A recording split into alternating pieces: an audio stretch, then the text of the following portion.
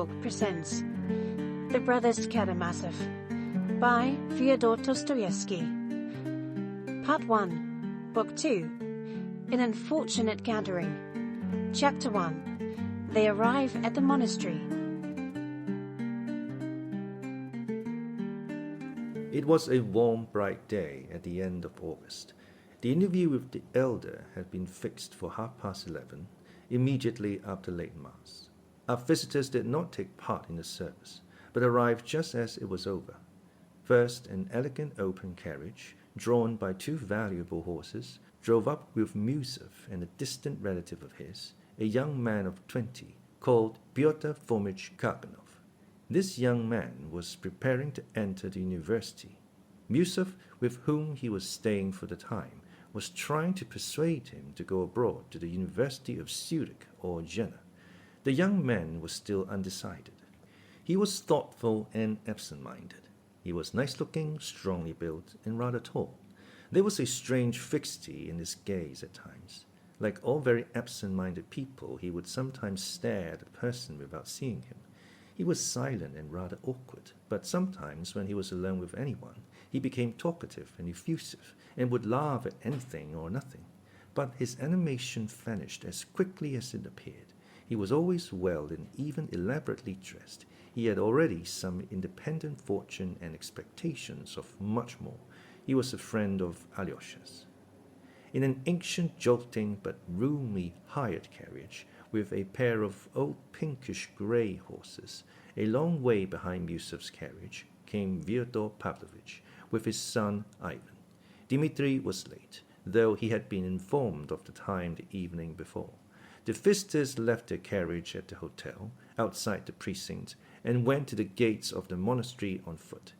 Except Fyodor Pavlovich, none of the party had ever seen the monastery, and Miusov had probably not even been to church for 30 years. He looked about him with curiosity, together with assumed ease. But except the church and the domestic buildings, though these two were ordinary enough, he found nothing of interest in the interior of the monastery. The last of the worshippers were coming out of the church, bareheaded and crossing themselves. Among the humbler people were a few of higher rank, 2 or 3 ladies and a very old general. They were all staying at the hotel.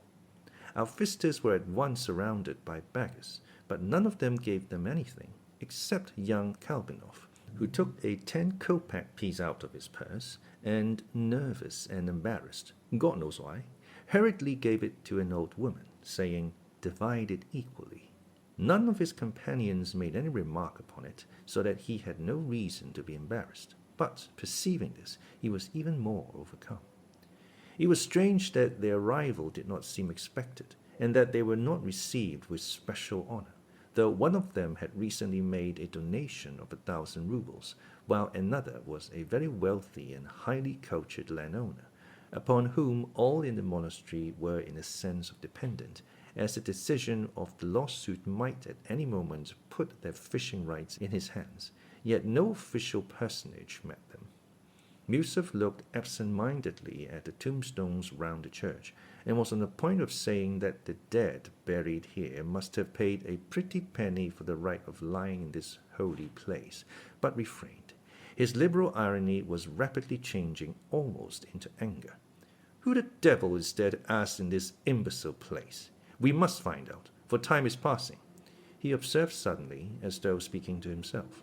All at once there came up a bald-headed elderly man with ingratiating little eyes, wearing a full summer overcoat. Lifting his hat, he introduced himself with a honeyed lips as Maximov, a landowner of Chula. He at once entered into our visitor's difficulty. "Father Zossima lives in the hermitage, apart 400 paces from the monastery, the other side of the copse." "I know it's the other side of the copse," observed Fyodor Pavlovich, "but we don't remember the way. It is a long time since we've been here." "This way, by this gate, and straight across the copse. The copse. Come with me, won't you? I'll show you. I have to go. I'm going myself. This way, this way." They came up of the gate and turned towards the copse. Maximov, a man of 60, ran rather than walked, turning sideways to stare at them all, with an incredible degree of nervous curiosity. His eyes looked starting out of his head. "You see, we have come to the elder upon business of our own," observed Miusov severely.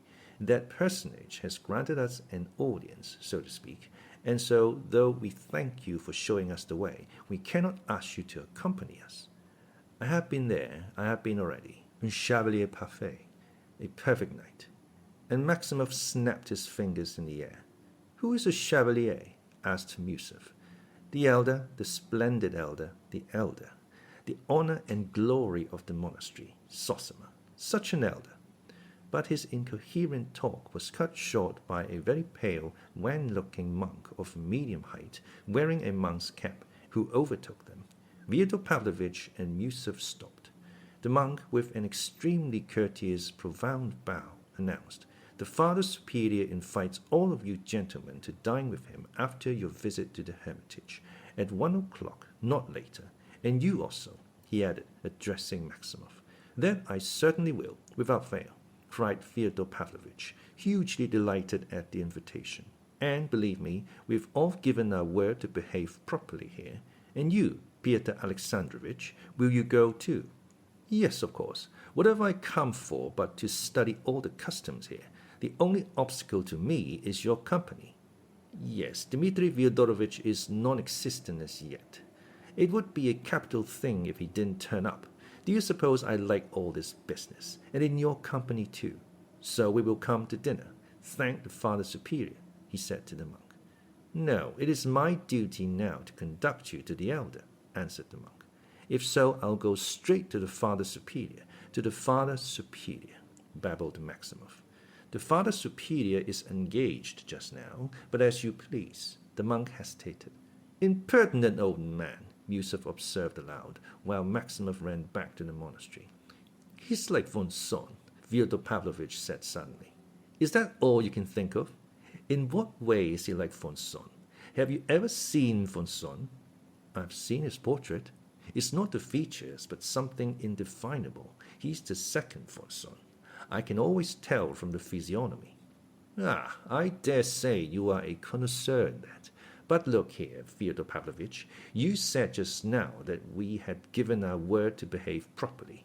Remember it.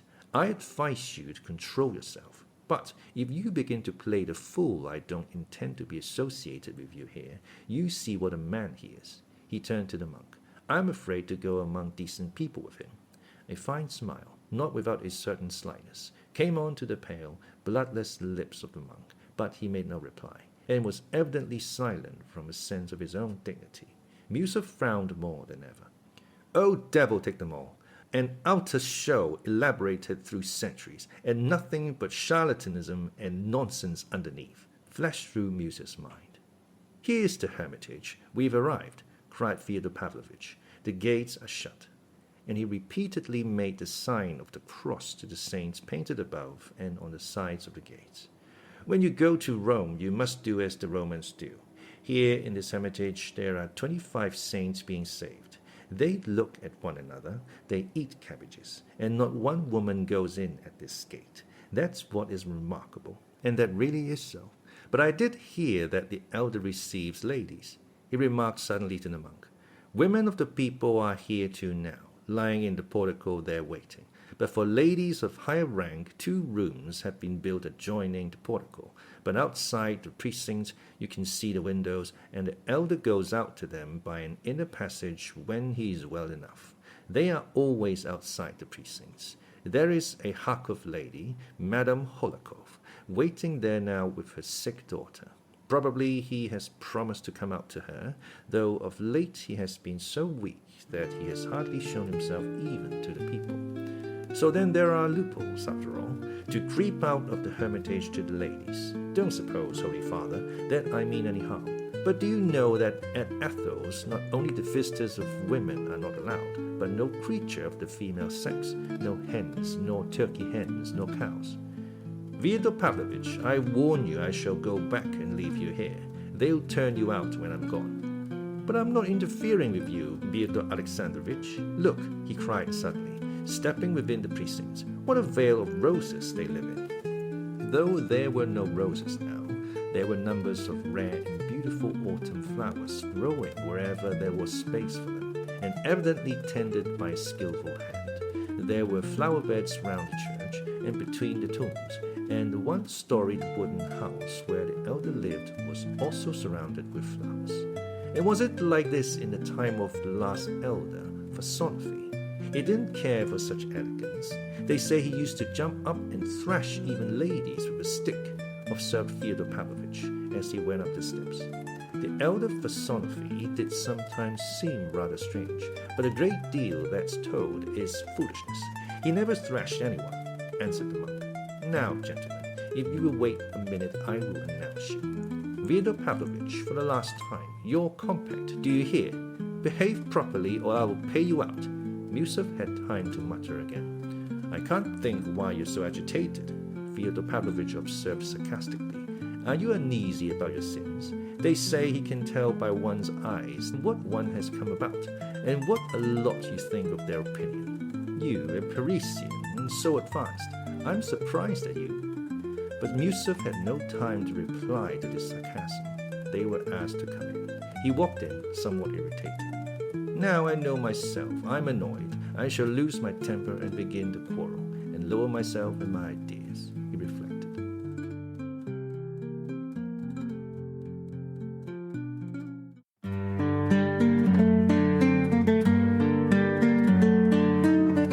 Chapter 2.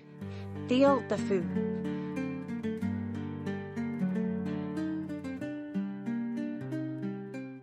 They entered the room almost at the same moment that the elder came in from his bedroom.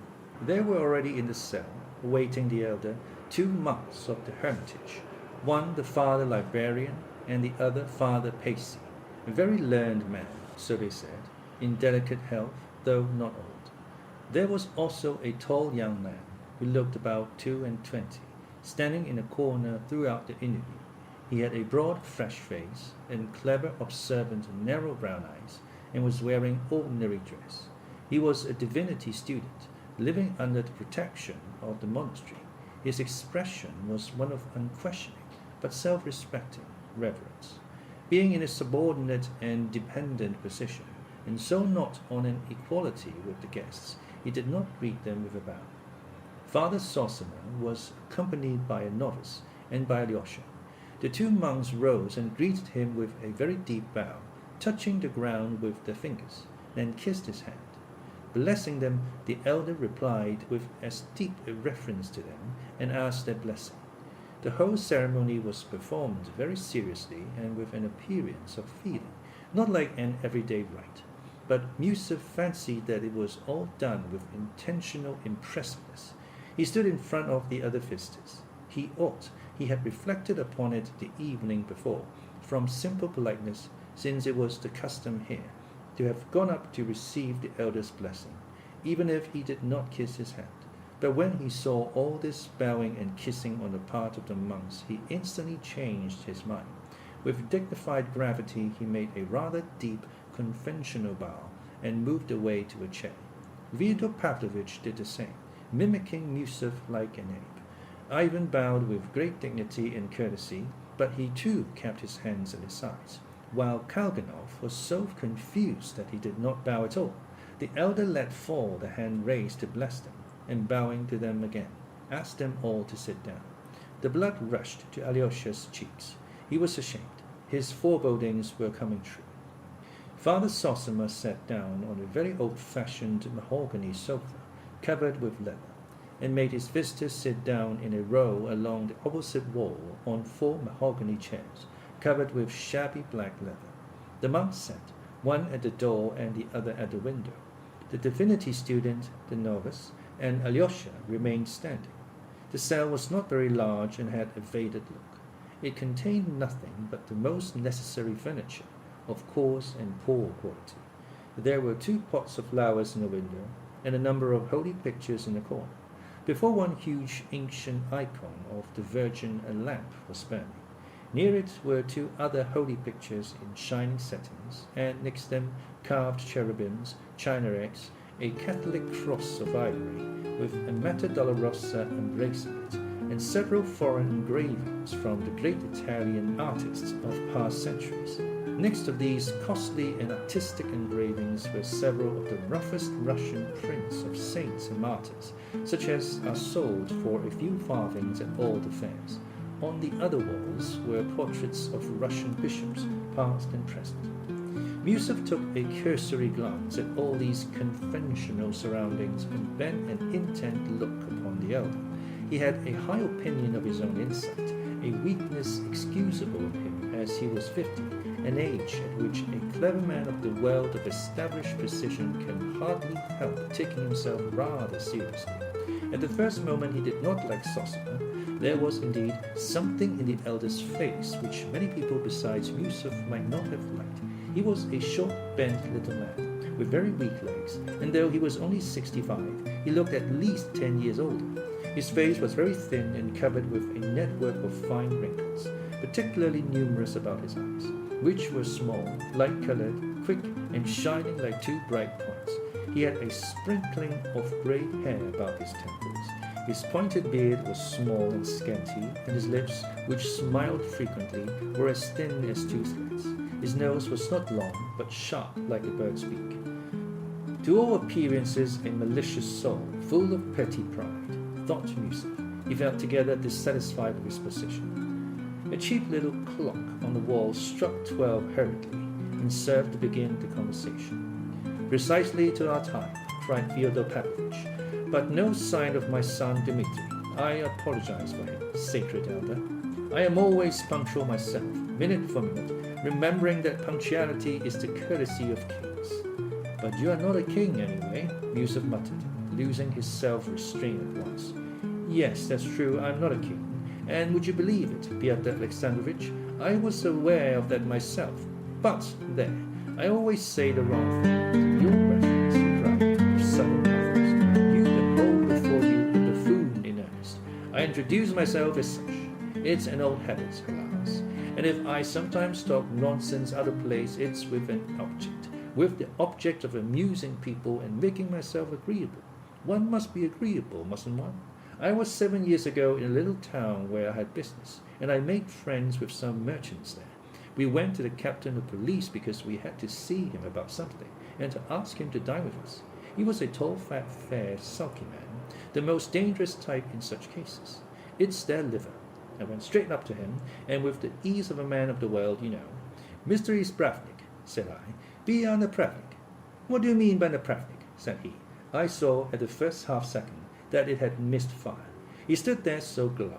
"I wanted to make a joke," said I, "for the general diversion, as Mr. Napravnik is our well-known Russian orchestra conductor, and what we need for the harmony of our undertaking is someone of that sort."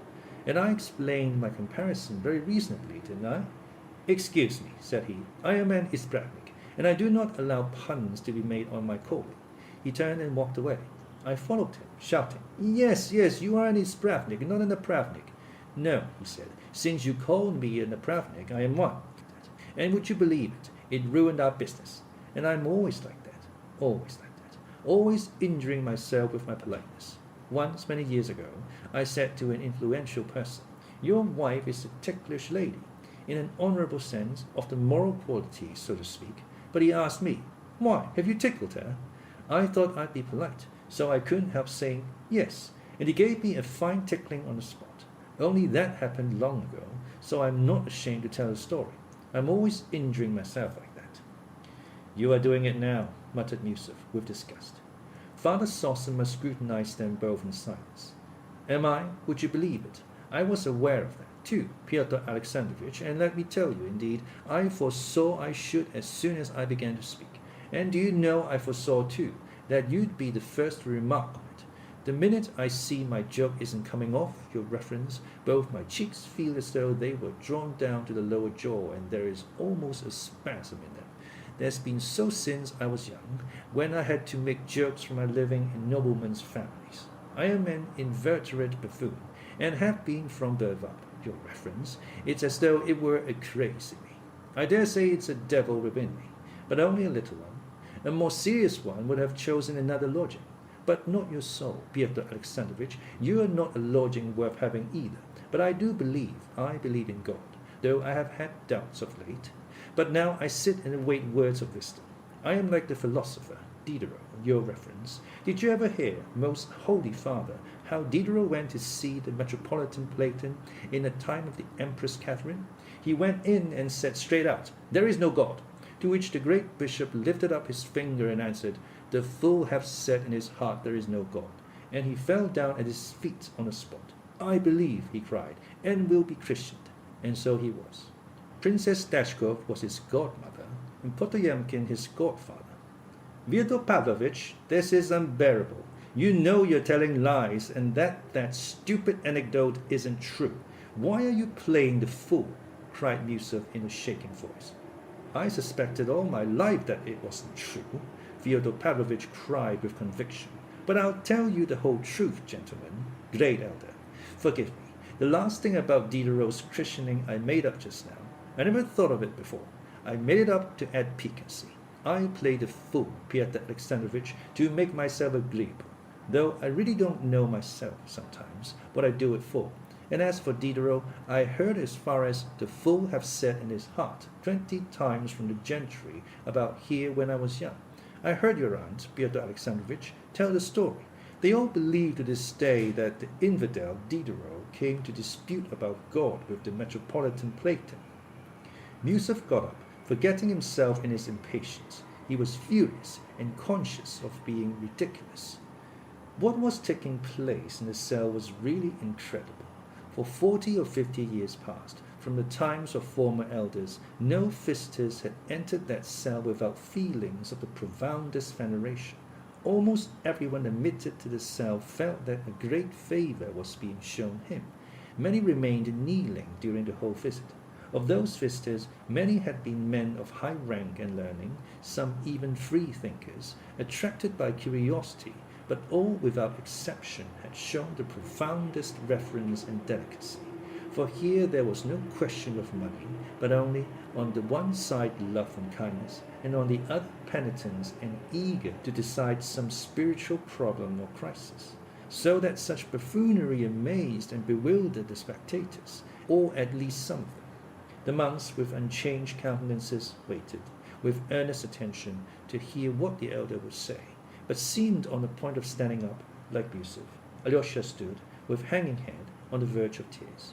What seemed to him strangest of all was that his brother Ivan, on whom alone he had rested his hopes, and who alone had such influence on his father that he could have stopped him, sat now quite unmoved, with downcast eyes, apparently waiting with interest to see how it would end, as though he had nothing to do with it. Alyosha did not dare to look at Ratikin, the divinity student, whom he knew almost intimately. He alone in the monastery knew Ratikin's thoughts.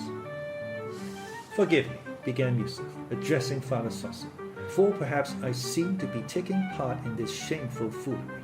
I made a mistake in believing that even a man like Fyodor Pavlovich would understand what was due on a visit to so honored a personage. I did not suppose I should have to apologize simply for having come with him." Pyotr Alexandrovich could say no more, and was about to leave the room, overwhelmed with confusion. "Don't distress yourself, I beg."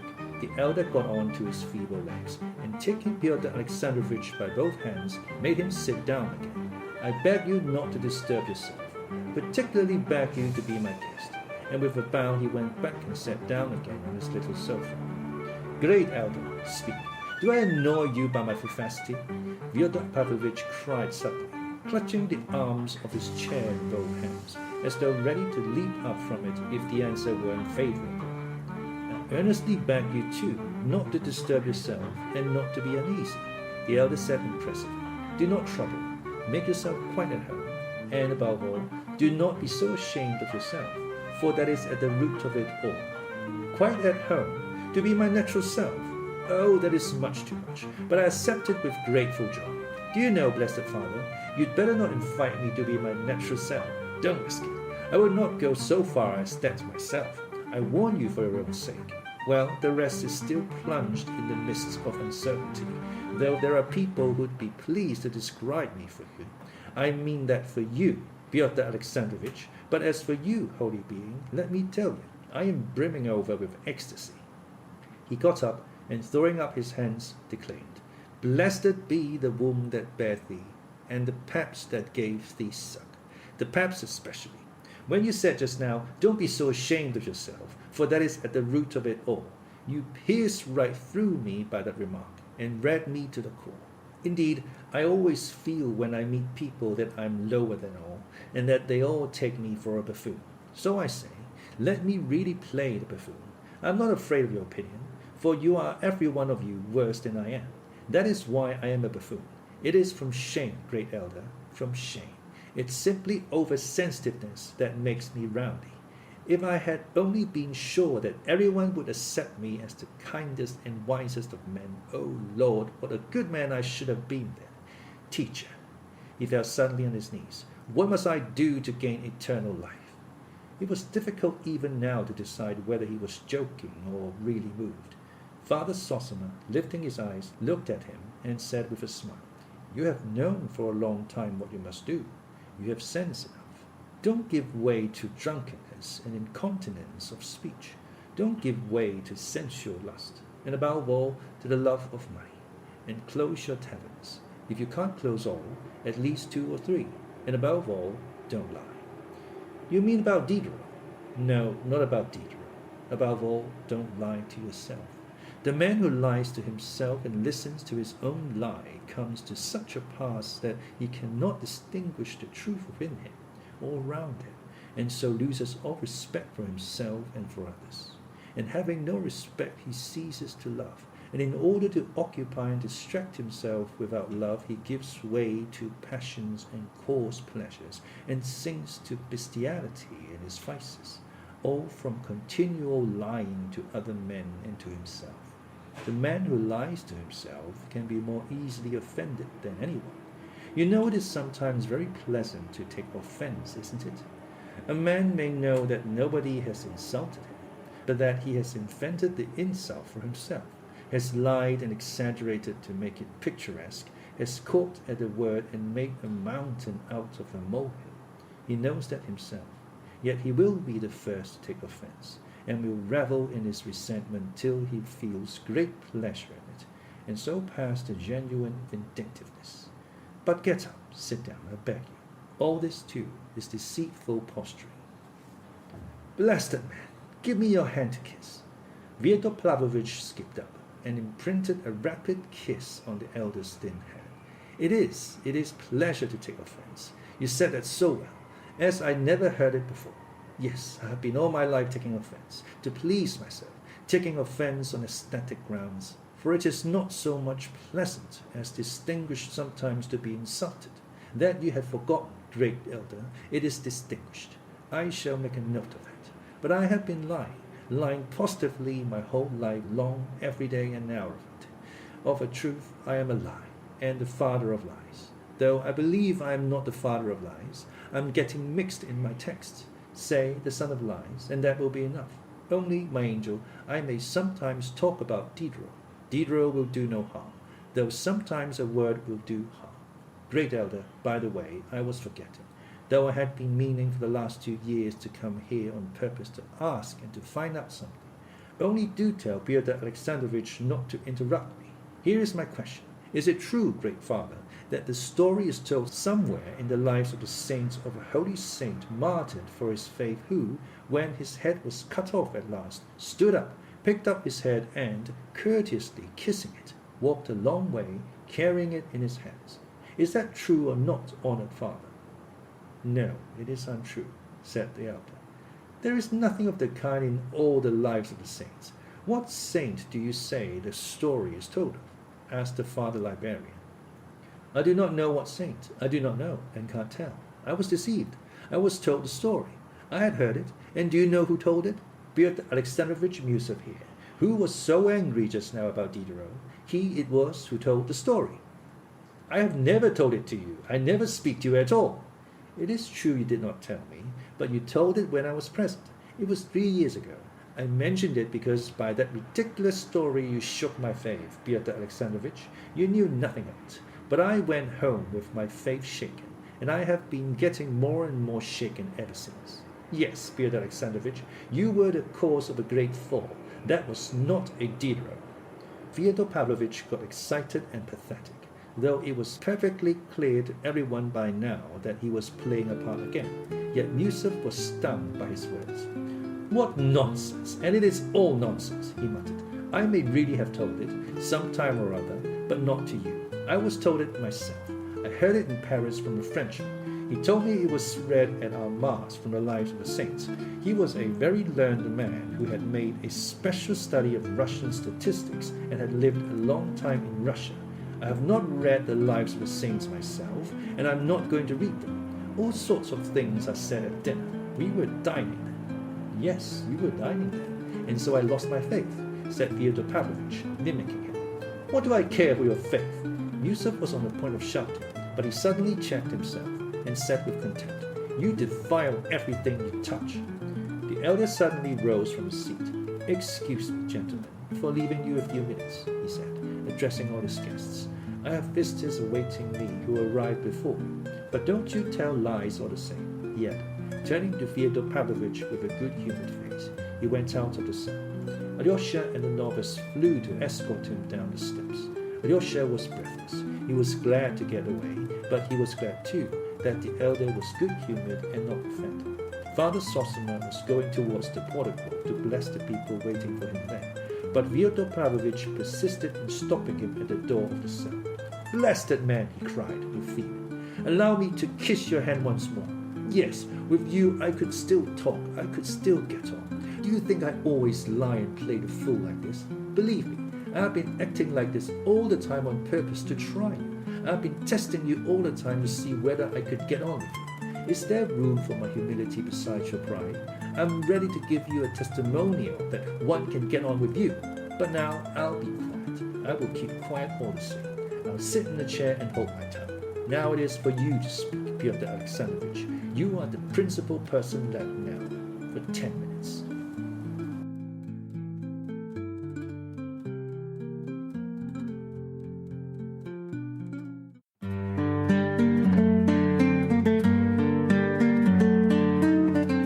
Chapter 3. Peasant Women Who Have Faith. Near the wooden portico below, built onto the outer wall of the precinct, there was a crowd of about 20 peasant women. They had been told that the elder was at last coming out, and they had gathered together in anticipation. Two ladies, Madame Khokhlakov and her daughter, had also come out into the portico to wait for the elder, but in a separate part of it set aside for women of rank. Madame Khokhlakov was a wealthy lady, still young and attractive, and always dressed with taste. She was rather pale, and had lively black eyes. She was not more than 33, and had been 5 years a widow. Her daughter, a girl of 14, was partially paralyzed. The poor child had not been able to walk for the last 6 months, and was wheeled about in a long reclining chair. She had a charming little face, rather thin from illness, but full of gaiety. There was a gleam of mischief in her big dark eyes with their long lashes. Her mother had been intending to take her abroad ever since the spring, but they had been detained all the summer by business connected with their estate. They had been staying a week in our town, where they had come more for purposes of business than devotion, but had visited Father Zossima once already, 3 days before. Though they knew that the elder scarcely saw anyone, they had now suddenly turned up again, and urgently entreated the happiness of looking once again on the great healer. The mother was sitting on a chair by the side of her daughter's invalid carriage, and 2 paces from her stood an old monk, not one of our monastery, but a visitor from an obscure religious house in the far north. He too sought the elder's blessing. But Father Zossima, on entering the portico, went first straight to the peasants who were crowded at the foot of the 3 steps that led up into the portico. Father Zossima stood on the top step, put on his stole, and began blessing the women who thronged about him. One crazy woman was led up to him. As soon as she caught sight of the elder, she began shrieking and writhing as though in the pains of childbirth. Laying the stole on her forehead, he read a short prayer over her, and she was at once soothed and quieted. I do not know how it may be now, but in my childhood I often happened to see and hear these possessed women in the villages and monasteries. They used to be brought to Mass. They would squeal and bark like a dog so that they were heard all over the church. But when the sacrament was carried in and they were led up to it, at once the procession ceased, and the sick women were always soothed for a time. I was greatly impressed and amazed at this as a child. But then I heard from country neighbors and from my town teachers that the whole illness was simulated to avoid work, and that it could always be cured by suitable severity. Various anecdotes were told to confirm this. But later on I learned with astonishment from medical specialists that there is no pretense about it, that it is a terrible illness to which women are subject, especially prevalent among us in Russia, and that it is due to the hard lot of the peasant women. It is a disease, I was told, arising from exhausting toil too soon after hard, abnormal, and unassisted labor in childbirth, and from the hopeless misery, from beatings, and so on, which some women were not able to endure like others. The strange and instant healing of the frantic and struggling woman as soon as she was led up to the Holy Sacrament, which had been explained to me as due to malingering and the trickery of the clericals, arose probably in the most natural manner. Both the women who supported her and the invalid herself fully believed as a truth beyond question that the evil spirit in possession of her could not hold out if the sick woman were brought to the sacrament and made to bow down before it. And so, with a nervous and physically deranged woman, a sort of convulsion of the whole organism always took place, and was bound to take place, at the moment of bowing down to the sacrament, aroused by the expectation of the miracle of healing and the implicit belief that it would come to pass. And it did come to pass, though only for a moment. It was exactly the same now as soon as the elder touched the sick woman with the stove. Many of the women in the crowd were moved to tears of ecstasy by the effect of the moment. Some strove to kiss the hem of his garment, others cried out in sing-song voices. He blessed them all and talked with some of them. The possessed woman he knew already. He came from a village only 6 versts from the monastery, and had been brought to him before. But here is one from afar. He pointed to a woman by no means old, but very thin and wasted, with a face not merely sunburned, but almost blackened by exposure. She was kneeling and gazing with a fixed stare at the elder. There was something almost frenzied in her eyes. "From afar off, father, from afar off. From 200 miles from here, from afar off, father, from afar off." The woman began in a sing-song voice as though she were chanting a dirge, swaying her head from side to side with her cheek resting in her hand. There is silent and long-suffering sorrow to be met with among the peasantry. It withdraws into itself and is still. But there is a grief that breaks out, and from that minute it bursts into tears and finds vent in wailing. This is particularly common with women, but it is no lighter a grief than the silent. Lamentations comfort only by lacerating the heart still more. Such grief does not desire consolation. It feeds on the sense of its hopelessness. Lamentations spring only from the constant craving to reopen the wound. "You are of the tradesman class," said Father Zossima, looking curiously at her. "Townfolk we are, father, townfolk. Yet we are peasants, though we live in the town. I have come to see you, O father. We heard of you, father. We heard of you. I have buried my little son, and I have come on a pilgrimage. I have been in 3 monasteries, but they told me, 'Go, Natasha, go to them.' That is to you. I have come. I was yesterday at the service, and today I have come to you." "What are you weeping for?" "It's my little son I'm grieving for, father. He was 3 years old. 3 years old, but 3 months. For my little boy, father, I'm in anguish. For my little boy. He was the last one left. We had 4, my Nikita and I, and now we've no children. Our dear ones have all gone. I buried the first 3 without grieving overmuch, and now I have buried the last. I can't forget him. He seems always standing before me. He never leaves me. He has withered my heart. I looked at his little clothes, his little shirt, his little boots, and I wail. I lay out all that is left of him, all his little things. I look at them and wail. I say to Nikita, 'My husband, let me go on the pilgrimage, master.' He is a driver. We're not poor people, Father, not poor. He drives our own horse. It's all our own, the horse and the carriage. And what good is it all to us now? My Nikita has begun drinking while I'm away. He's sure to. It used to be so before. As soon as I turn my back, he gives way to it. But now I don't think about him. It's 3 months since I left home. I've forgotten him. I've forgotten everything. I don't want to remember. And what would our life be now together? I've done with him. I've done with them all. I don't care to look upon my house and my goods. I don't care to see anything at all. Listen, mother, said the elder. Once in olden times, a holy saint saw in the temple a mother like you weeping for her little one, her only one, whom God had taken. Knowest thou not, said the saint to her, how bold these little ones are before the throne of God? Verily there are none bolder than they in the kingdom of heaven. Thou didst give us life, O Lord, they say, and scarcely had we looked upon it when thou didst take it back again. And so boldly they ask and ask again that God gives them at once the rank of angels. Therefore, said the saint, thou too, O mother, rejoice and weep not, for thy little son is with the Lord in the fellowship of the angels. That's what the saint said to the weeping mother of old. He was a great saint, and he could not have spoken falsely. Therefore you too, mother, know that your little one is surely before the throne of God, is rejoicing and happy, and praying to God for you, and therefore weep not, but rejoice. The woman listened to him. Looking down with her cheek in her hand, she sighed deeply. My Nikita tried to comfort me with the same words as you. Foolish one, he said, why weep?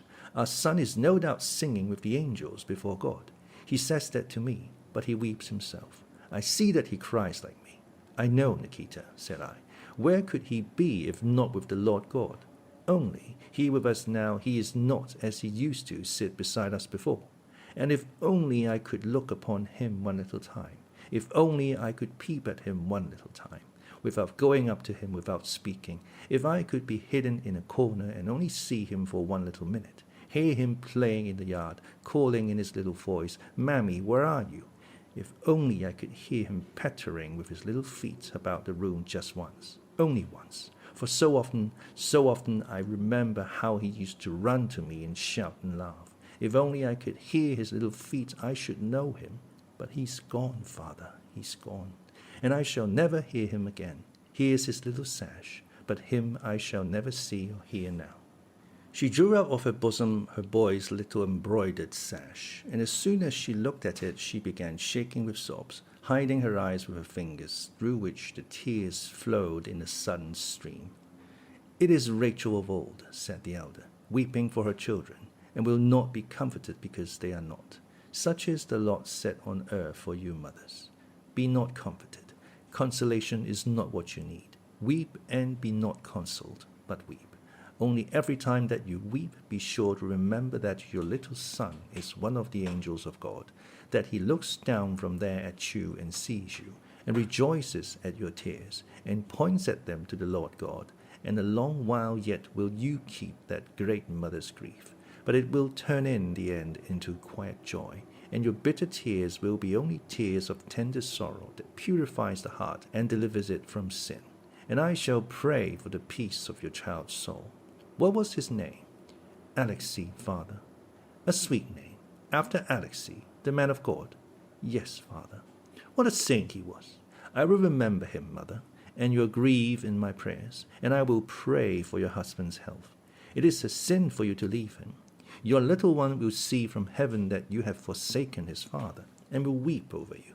Why do you trouble his happiness? He is living, for the soul lives forever, and though he is not in the house, he is near you, unseen. How can he go into the house when you say that the house is hateful to you? To whom is he to go if he find you not together, his father and mother? He comes to you in dreams now, and you grieve, but then he will send you gentle dreams. Go to your husband, Mother. Go this very day. I will go, Father, at your word, I will go. You've gone straight to my heart. My Nikita, you are waiting for me. The woman began in a sing-song voice, but the elder had already turned away to a very old woman, dressed like a dweller in the town, not like a pilgrim. Her eyes showed that she had come with an object, and in order to say something. She said she was the widow of a non-commissioned officer and lived close by in the town. Her son Vasenka was in the commissariat service and had gone to Irkutsk in Siberia. He had written twice from there, but now a year had passed since he had written. She did inquire about him, but she did not know the proper place to inquire. Only the other day, Stepanida Ilyinishna, she is a rich merchant's wife, said to me, "You go, Prohorovna, and put your son's name down for a prayer in the church, and pray for the peace of his soul as though he were dead. His soul will be troubled," she said, "and he will write you a letter." And Stepanida Ilyinishna told me it was a certain thing which had been many times tried. Only I am in doubt. Oh, you light of ours, is it true or false, and would it be right? Don't think of it. It's shameful to ask the question. How is it possible to pray for the peace of a living soul? And his own mother too? It's a great sin, akin to sorcery. Only for your ignorance it is forgiven you. Better pray to the Queen of Heaven, our swift defense and help, for his good health, and that she may forgive you for your error. And another thing I will tell you, Prohorovna, either he will soon come back to you, your son, or he will be sure to send a letter. Go, and henceforward be in peace. Your son is alive, I tell you. Dear father, God reward you, our benefactor, who prays for all of us and for our sins. But the elder had already noticed in the crowd 2 glowing eyes fixed upon him. An exhausted, consumptive-looking, though young peasant woman was gazing at him in silence. Her eyes besought him, but she seemed afraid to approach. "What is it, my child?" "Absolve my soul, father," she articulated softly, and slowly sank on her knees and bowed down at his feet. "I have sinned, father. I am afraid of my sin." The elder sat down on the lower step. The woman crept closer to him, still on her knees. "I am a widow these 3 years," she began in a half-whisper, with a sort of shudder. "I had a hard life with my husband. He was an old man. He used to beat me cruelly. He lay ill. I thought, looking at him, if he were to get well, if he were to get up again, what then? And then the thought came to me." "Stay," said the elder, and he put his ear close to her lips. The woman went on in a low whisper, so that it was almost impossible to catch anything. She had soon done. 3 years ago?" asked the elder. 3 years. At first I didn't think about it, but now I've begun to be ill, and the thought never leaves me. Have you come from far? Over 300 miles away. Have you told it in confession? I have confessed it. Twice I have confessed it. Have you been admitted to communion? Yes, I'm afraid. I'm afraid to die. Fear nothing and never be afraid, and don't fret. If only your penitence fail not, God will forgive all. There is no sin, and there can be no sin on all the earth, which the Lord will not forgive to the truly repentant. Man cannot commit a sin so great as to exhaust the infinite love of God. Can there be a sin which could exceed the love of God? Think only of repentance, continual repentance, but dismiss fear altogether. Believe that God loves you as you cannot conceive, that he loves you with your sin in your sin. It has been said of old that over one repentant sinner there is more joy in heaven than over 10 righteous men. Go and fear not. Be not bitter against men. Be not angry if you are wronged. Forgive the dead man in your hearts what wrong he did you. Be reconciled with him in truth. If you are penitent, you love. And if you love, you are of God. All things are atoned for. All things are saved by love. If I, a sinner, even as you are, am tender with you and have pity on you, how much more will God? Love is such a priceless treasure that you can redeem the whole world by it, and expiate not only your own sins, but the sins of others. He signed her 3 times with the cross, took from his own neck a little icon and put it upon her. She bowed down to the earth without speaking. He got up and looked cheerfully at a healthy peasant woman with a tiny baby in her arms. From Verzhegoye, dear father. 5 miles you have dragged yourself with the baby. What do you want? I've come to look at you. I have been to you before, or have you forgotten? You've no great memory if you've forgotten me. They told us you were ill. Thinks I'll go and see him for myself. Now I see you, and you're not ill. You'll live another 20 years. God bless you. There are plenty to pray for you. How should you be ill? I thank you for all, daughter. By the way, I have a thing to ask, not a great one. Here are 60 kopecks. Give them, dear father, to someone poorer than me. I thought as I came along, better give through him. He'll know whom to give to. Thanks, my dear, thanks. You're a good woman. I love you. I'll do so certainly. Is that your little girl? My little girl, father, Lizaveta. May the Lord bless you both, you and your babe, Lizaveta. You have gladdened my heart, mother. Farewell, dear children. Farewell, dear ones. He blessed them all and bowed low to them.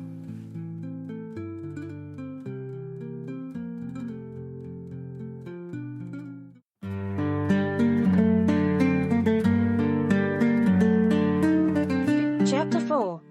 A Lady of Little Faith.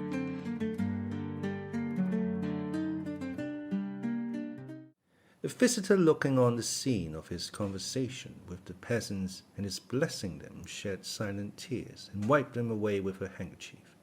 She was a sentimental society lady of genuinely good disposition in many respects. When the elder went up to her at last, she met him enthusiastically. "Ah, what I have been feeling, looking on at this touching scene." She could not go on for emotion. "Oh, I understand the people's love for you. I love the people myself. I want to love them. And who could help loving them, our splendid Russian people, so simple in their greatness? How is your daughter's health? You wanted to talk to me again?" "Oh, I have been urgently begging for it. I have prayed for it. I was ready to fall on my knees and kneel for 3 days at your windows until you let me in. We have come, great healer, to express our ardent gratitude. You have healed my Lise, healed her completely, merely by praying over her last Thursday and laying your hands upon her. We have hastened here to kiss those hands, to pour out our feelings in our homage." "What do you mean by healed? But she is still lying down in her chair." "But her night fevers have entirely ceased ever since Thursday," said the lady with nervous haste. "And that's not all. Her legs are stronger.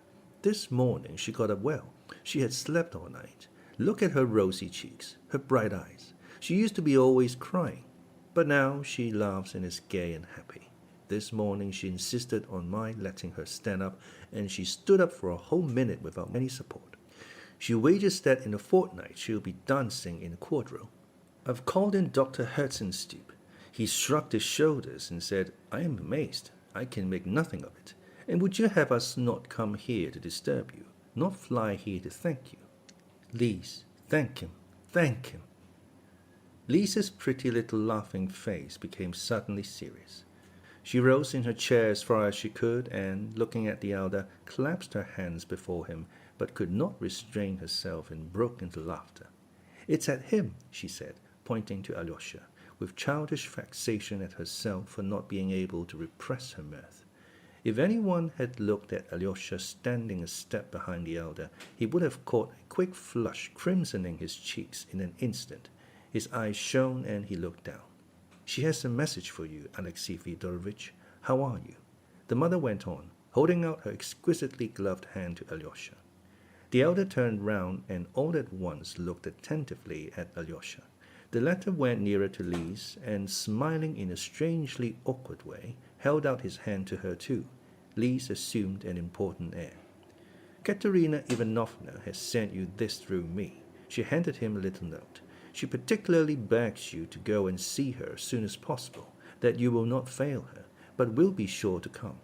"She asks me to go and see her? Me? What for?" Alyosha muttered in great astonishment. His face at once looked anxious. "Oh, it's all to do with Dmitri Fyodorovich and what has happened lately," the mother explained hurriedly. "Katerina Ivanovna has made up her mind, but she must see you about it. Why, of course, I can't say, but she wants to see you at once. And you will go to her, of course. It is a Christian duty." "I have only seen her once," Alyosha protested with the same perplexity. "Oh, she's such a lofty, incomparable creature. If only for her suffering.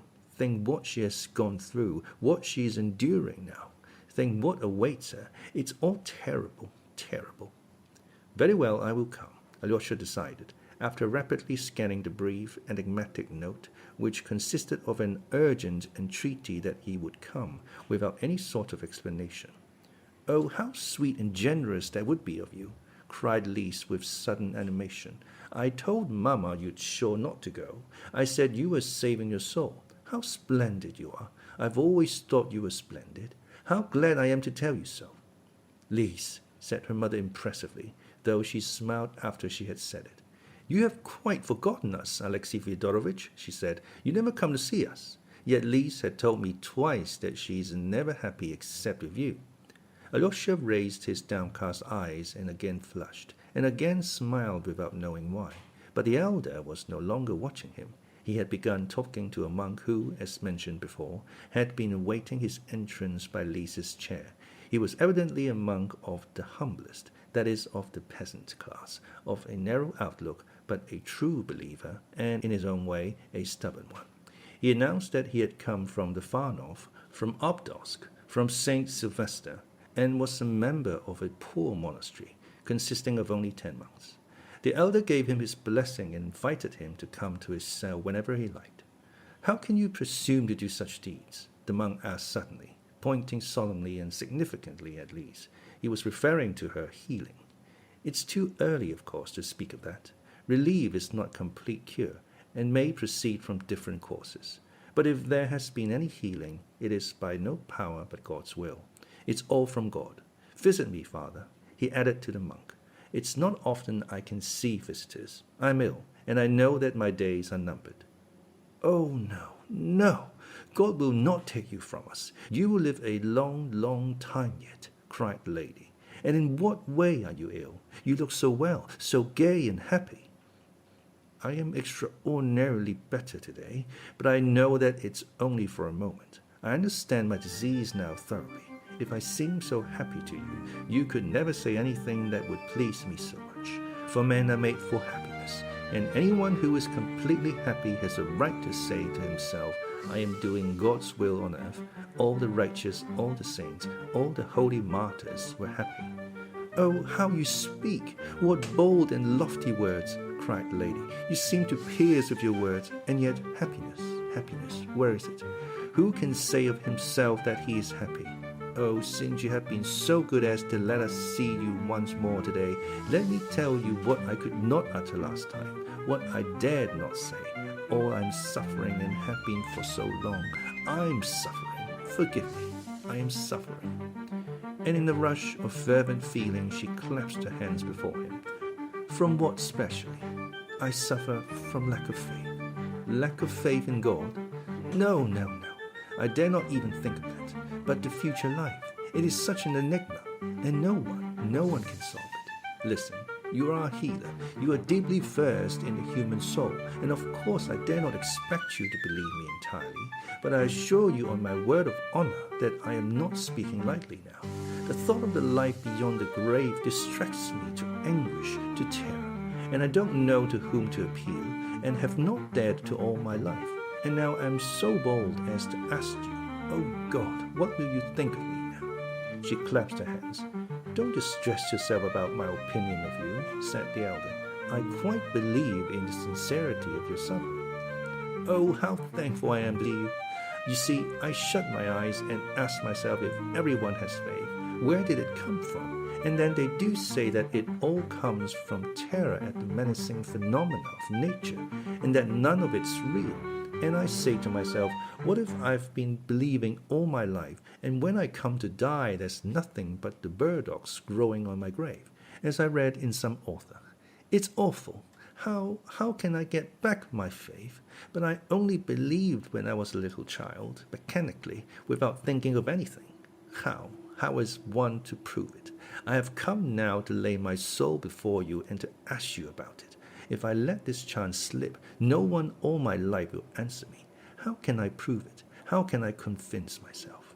Oh, how unhappy I am. I stand and look about me and see that scarcely anyone else cares. No one troubles his head about it, and I am the only one who can't stand it. It's deadly, deadly. No doubt, but there's no proving it, though you can be convinced of it. How? By the experience of acting love. Strive to love your neighbor actively and indefatigably. In as far as you advance in love, you will grow surer of the reality of God and of the immortality of your soul. If you attain the perfect self-forgetfulness in the love of your neighbor, then you will believe without doubt, and no doubt can possibly enter your soul. This has been tried, this is certain. In acting love, there's another question, and such a question. You see, I so love humanity that, would you believe it, I often dream of forsaking all that I have, leaving Lise, and becoming a sister of mercy. I close my eyes and think and dream, and at that moment I feel full of strength to overcome all obstacles. No wounds, no festering sores could at that moment frighten me. I would bind them up and wash them with my own hands. I would nurse the afflicted. I would be ready to kiss such wounds. It is much, and well that your mind is full of such dreams and not others. Sometimes, unawares, you may do a good deed in reality. Yes, but could I endure such a life for long? The lady went on fervently, almost frantically.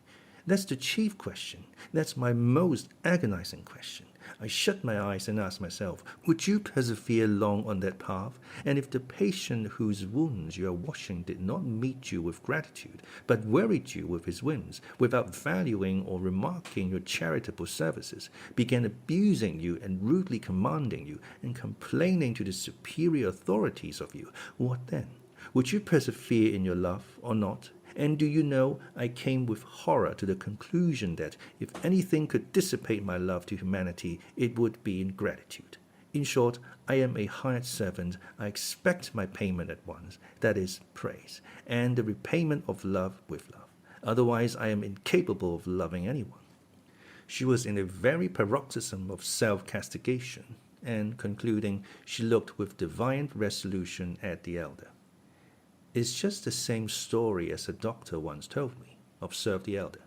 He was a man getting on in years, and undoubtedly clever. He spoke as frankly as you, though in jest, a bitter jest. I love humanity, he said, but I wonder at myself. The more I love humanity in general, the less I love man in particular.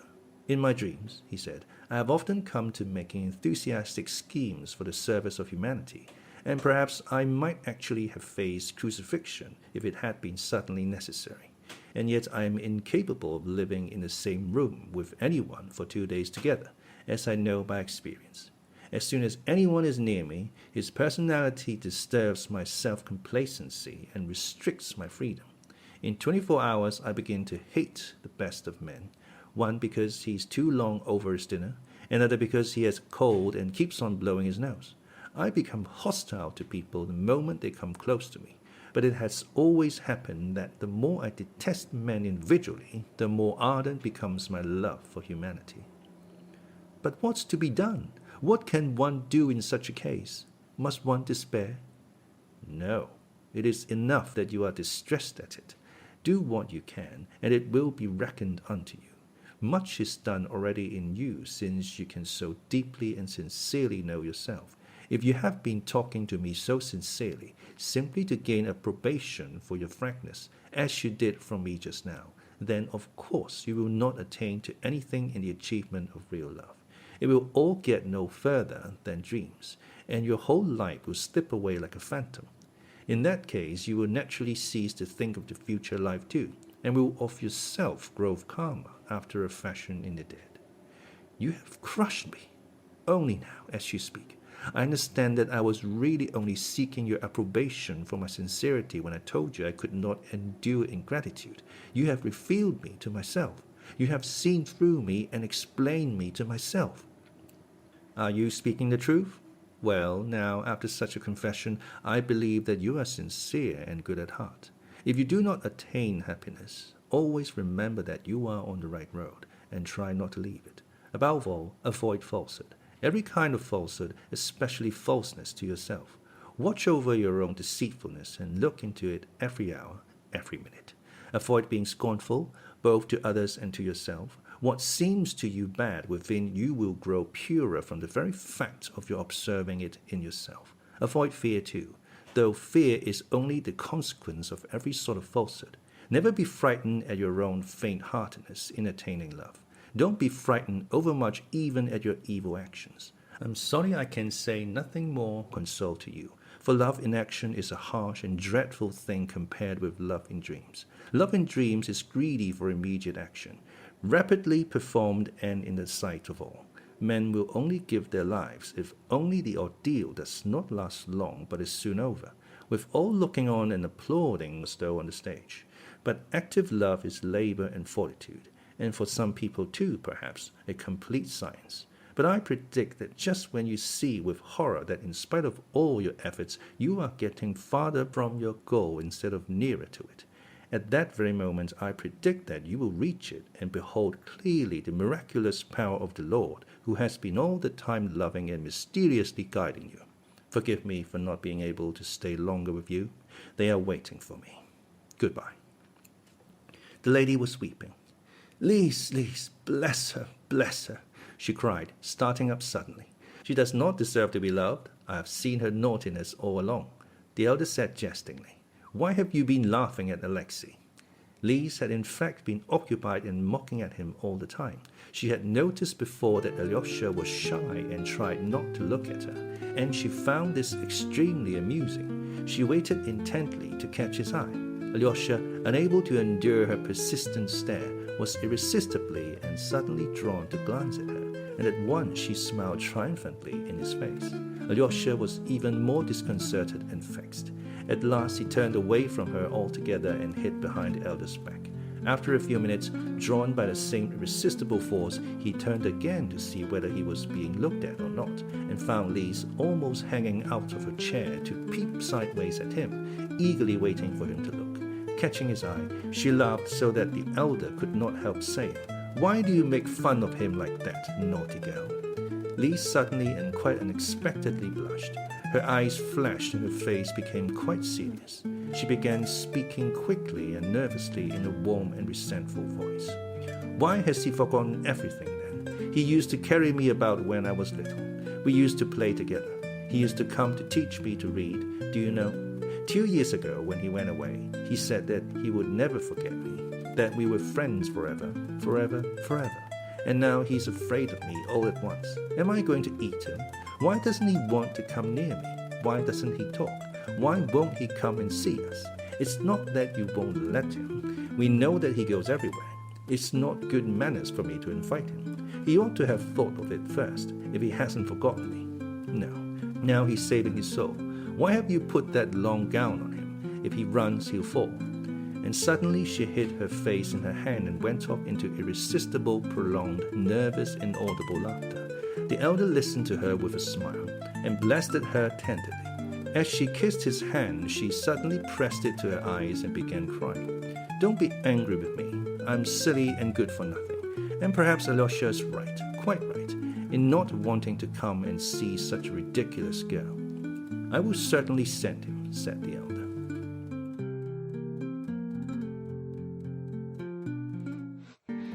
Chapter 5. So be it.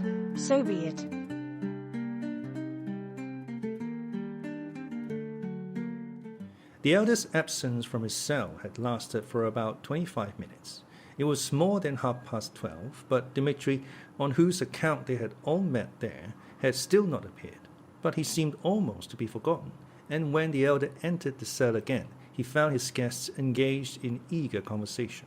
Ivan and the two monks took the leading share in it. Miusov, too, was trying to take a part, and apparently very eagerly, in the conversation. But he was unsuccessful in this also. He was evidently in the background, and his remarks were treated with neglect, which increased his irritability. He had had intellectual encounters with Ivan before, and he could not endure a certain carelessness Ivan showed him. Hitherto, at least, I have stood in the front ranks of all that is progressive in Europe, and here the new generation positively ignores us, he thought. Fyodor Pavlovich, who had given his word to sit still and be quiet, had actually been quiet for some time, but he watched his neighbor Miusov with an ironical little smile, obviously enjoying his discomfiture. He had been waiting for some time to pay off old scores, and now he could not let the opportunity slip. Bending over his shoulder, he began teasing him again in a whisper. Why didn't you go away just now, after the courteously kissing? Why did you consent to remain in such unseemly company? It was because you felt insulted and aggrieved, and you remained to vindicate yourself by showing off your intelligence. Now you won't go till you've displayed your intellect to them. You again. On the contrary, I'm just going. You'll be the last of all to go. Fyodor Pavlovich delivered him another thrust, almost at the moment of Father Zossima's return. The discussion died down for a moment, but the elder, seating himself in his former place, looked at them all as though cordially inviting them to go on. Alyosha, who knew every expression of his face, saw that he was fearfully exhausted and making a great effort. Of late he had been liable to fainting fits from exhaustion. His face had the pallor that was common before such attacks, and his lips were white. But he evidently did not want to break up the party. He seemed to have some special object of his own in keeping them. What object? Alyosha watched him intently. We are discussing this gentleman's most interesting article, said Father Iosif, the librarian, addressing the elder, and indicating Ivan. He brings forward much that is new, but I think the argument cuts both ways. It is an article written in answer to a book by an ecclesiastical authority on the question of ecclesiastical court and the scope of its jurisdiction. I'm sorry I have not read your article, but I've heard of it, said the elder, looking keenly and intently at Ivan. He takes up a most interesting position, continued the father librarian. As far as church jurisdiction is concerned, he is apparently quite opposed to the separation of church from state. That's interesting. But in what sense? Father Zossima asked Ivan. The latter at last answered him, not condescendingly, as Alyosha had feared, but with modesty and reserve, with evident goodwill, and apparently without the slightest arrière-pensée. I start from a position that this confusion of elements, that is, of the essential principles of church and state, will, of course, go on forever, in spite of the fact that it is impossible for them to mingle, and that the confusion of these elements cannot lead to any consistent or even normal results, for there is falsity at the very foundation of it. Compromise between the church and state in such question as, for instance, jurisdiction, is, to my thinking, impossible to any real sense. My clerical opponent maintains that the church holds a precise and defined position in the state. I maintain, on the contrary, that the church ought to include the whole state, and not simply to occupy a corner in it. And if this is, for some reason, impossible at present, then it ought, in reality, to be set up as the direct and chief aim of the future development of Christian society. Perfectly true. Father Paissy, the silent and learned monk, assented with fervor and decision. The purest ultramontanism, cried Miusov impatiently, crossing and recrossing his legs.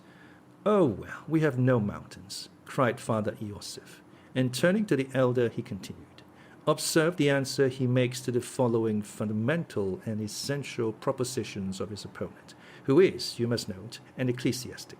First, that no social organization can or ought to arrogate to itself power to dispose of the civic and political rights of its members. Secondly, that criminal and civil jurisdiction ought not to belong to the church, and is inconsistent with its nature, both as a divine institution and as an organization of men for religious objects. And finally, in the third place, the church is a kingdom not of this world. A most unworthy play upon words for an ecclesiastic. Father Paissy could not refrain from breaking in again. I have read the book which you have answered, he added, addressing Ivan, and was astounded at the words, the church is a kingdom not of this world. If it is not of this world, then it cannot exist on earth at all. In the gospel, the words not of this world are not used in that sense. To play with such words is indefensible.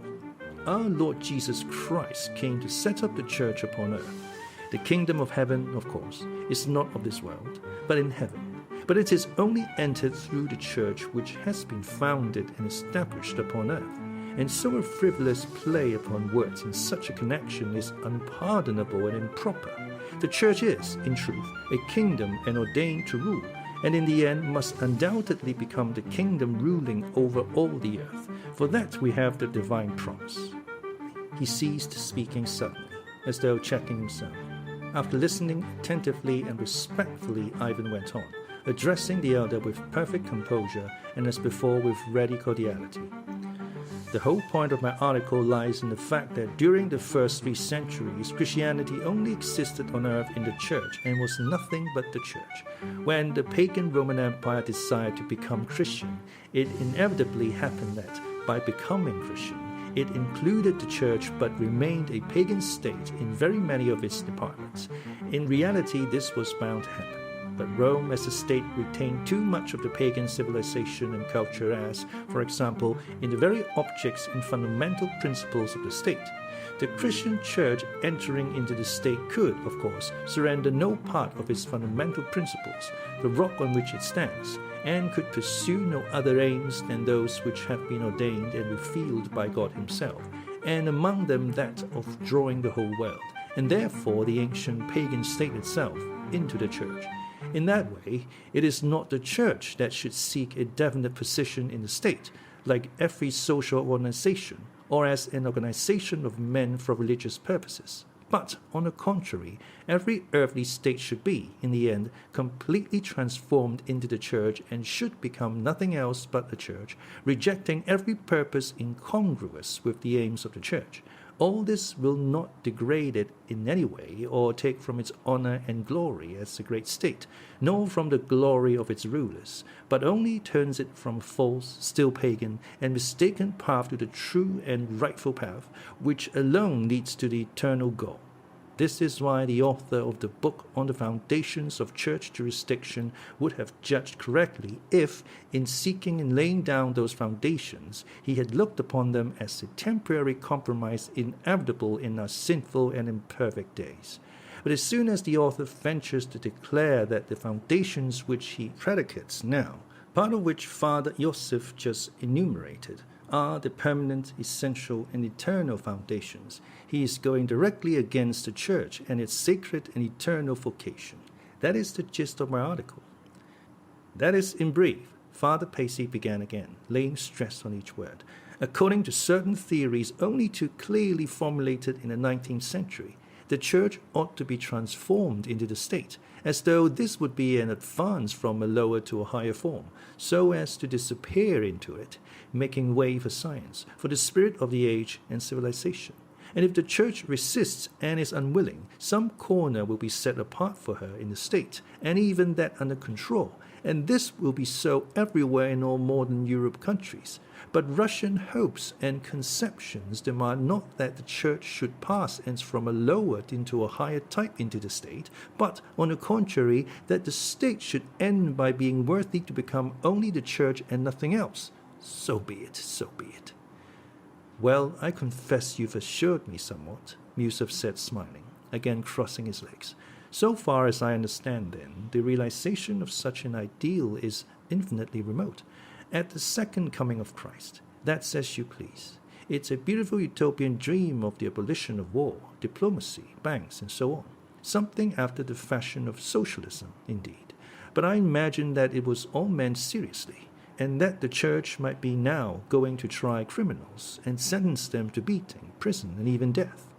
But if there were none but the ecclesiastical court, the church would not even now sentence a criminal to prison or to death. Crime and the way of regarding it would inevitably change, not all at once, of course, but fairly soon. Ivan replied calmly, without flinching. Are you serious? Miusov glanced keenly at him. If everything became the church would exclude all the criminal and disobedient, and would not cut off their heads. Ivan went on. I ask you, what would become of the excluded? He would be cut off then not only from men, as now, but from Christ.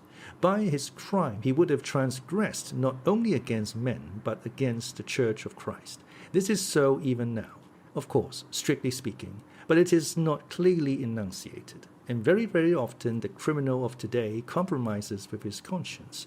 I steal, he says, but I don't go against the church. I'm not an enemy of Christ. That's what the criminal of today is continually saying to himself. But when the church takes the place of the state, it will be difficult for him, in opposition to the church all over the world, to say, all men are mistaken, all in error, all mankind are the false church. I, a thief and murderer, am the only true Christian church. It will be very difficult to say this to himself. It requires a rare combination of unusual circumstances. Now, on the other side, take the Church's own view of crime. Is it not bound to renounce the present almost pagan attitude and to change from a mechanical cutting off of its tainted member for the preservation of society, as at present, into completely and honestly adopting the idea of the regeneration of the man, of his reformation and salvation?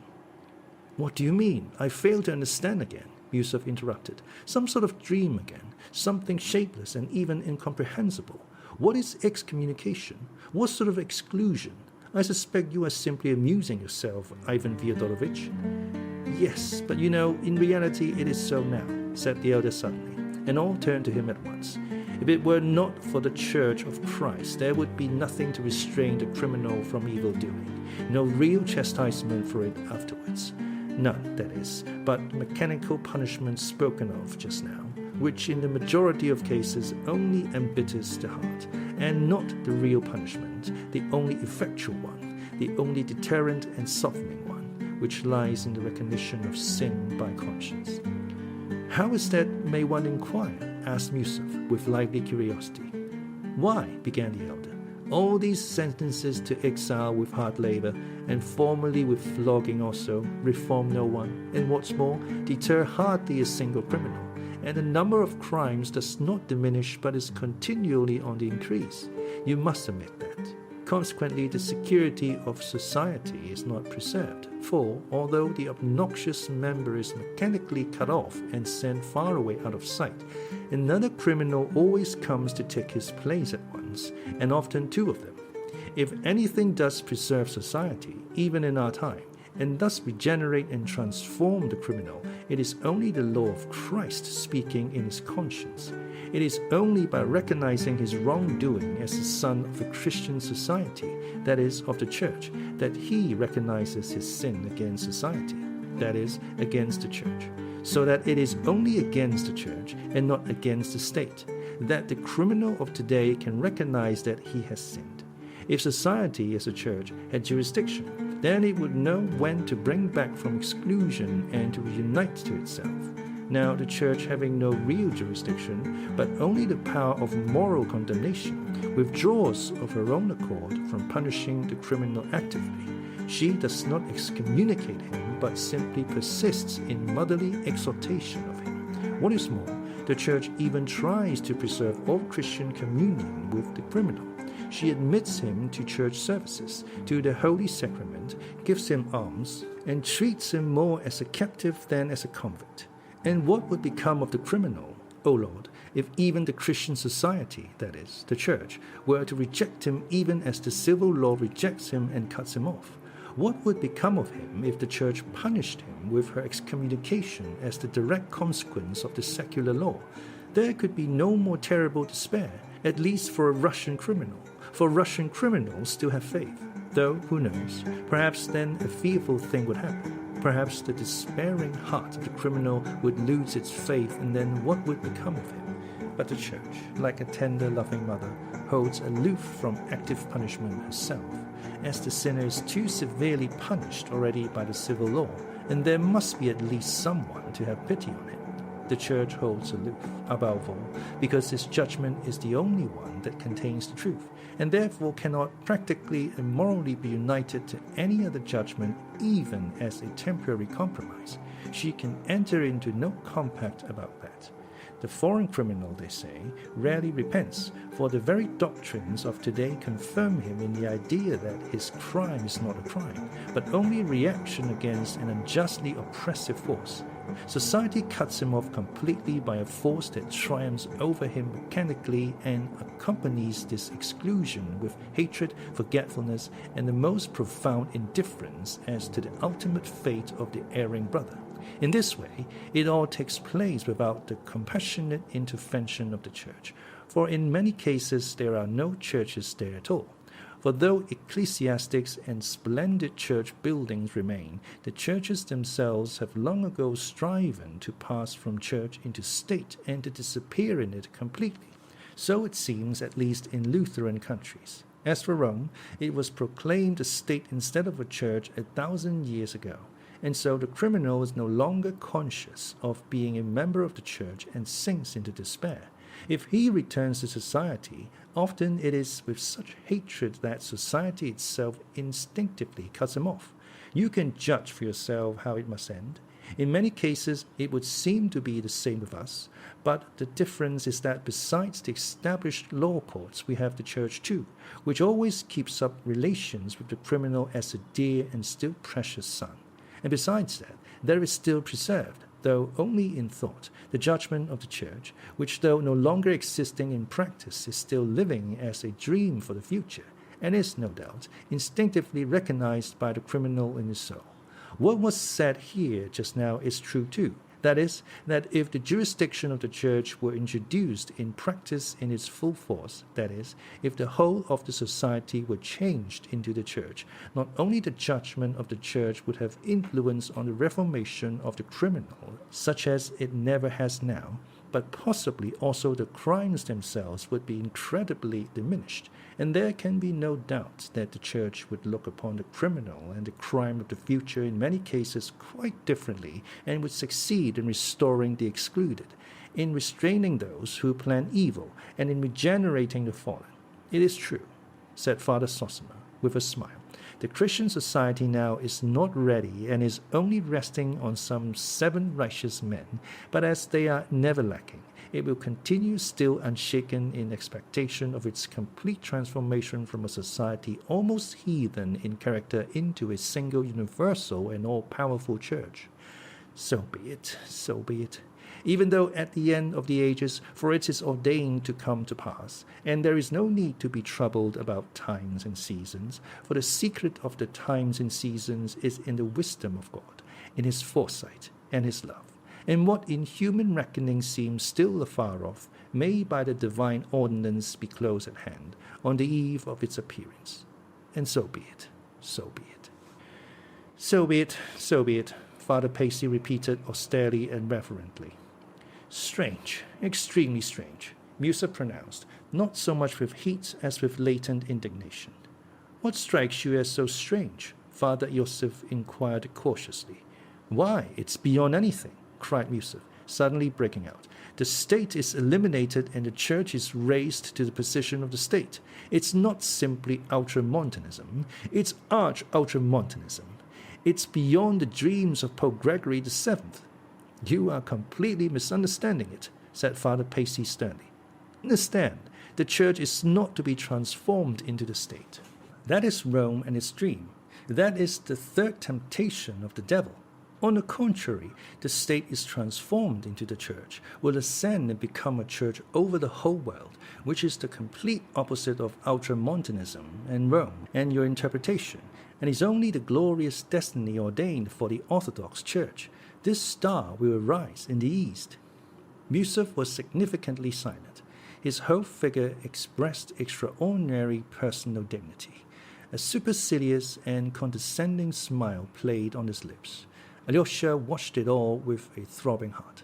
The whole conversation stirred him profoundly. He glanced casually at Rakitin, who was standing immovable in his place by the door, listening and watching intently, though with downcast eyes. But from the color in his cheeks, Alyosha guessed that Rakitin was probably no less excited, and he knew what caused his excitement. Allow me to tell you one little anecdote, gentlemen, Miusov said impressively, with a peculiarly majestic air. Some years ago, soon after the coup d'etat of December, I happened to be calling in Paris on an extremely influential personage in the government, and I met a very interesting man in his house. This individual was not precisely a detective, but was a sort of superintendent of a whole regiment of political detectives, a rather powerful position in its own way.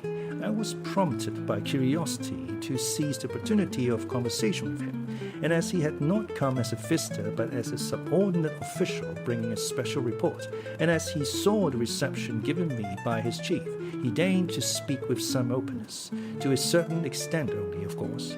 He was rather courteous than open, as Frenchmen know how to be courteous, especially to a foreigner. But I thoroughly understood him. The subject was the socialist revolutionaries who were at that time persecuted.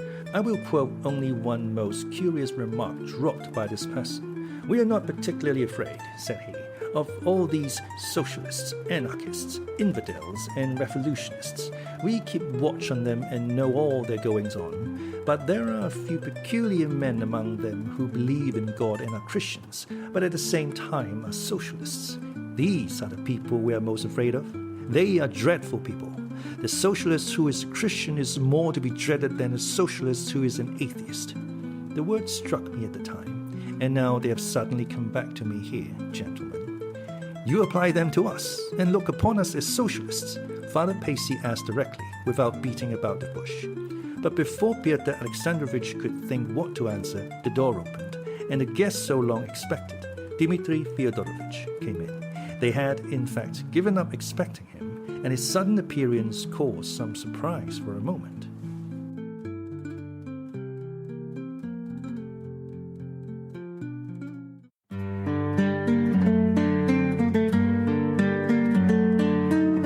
Chapter 6. Why is such a man alive?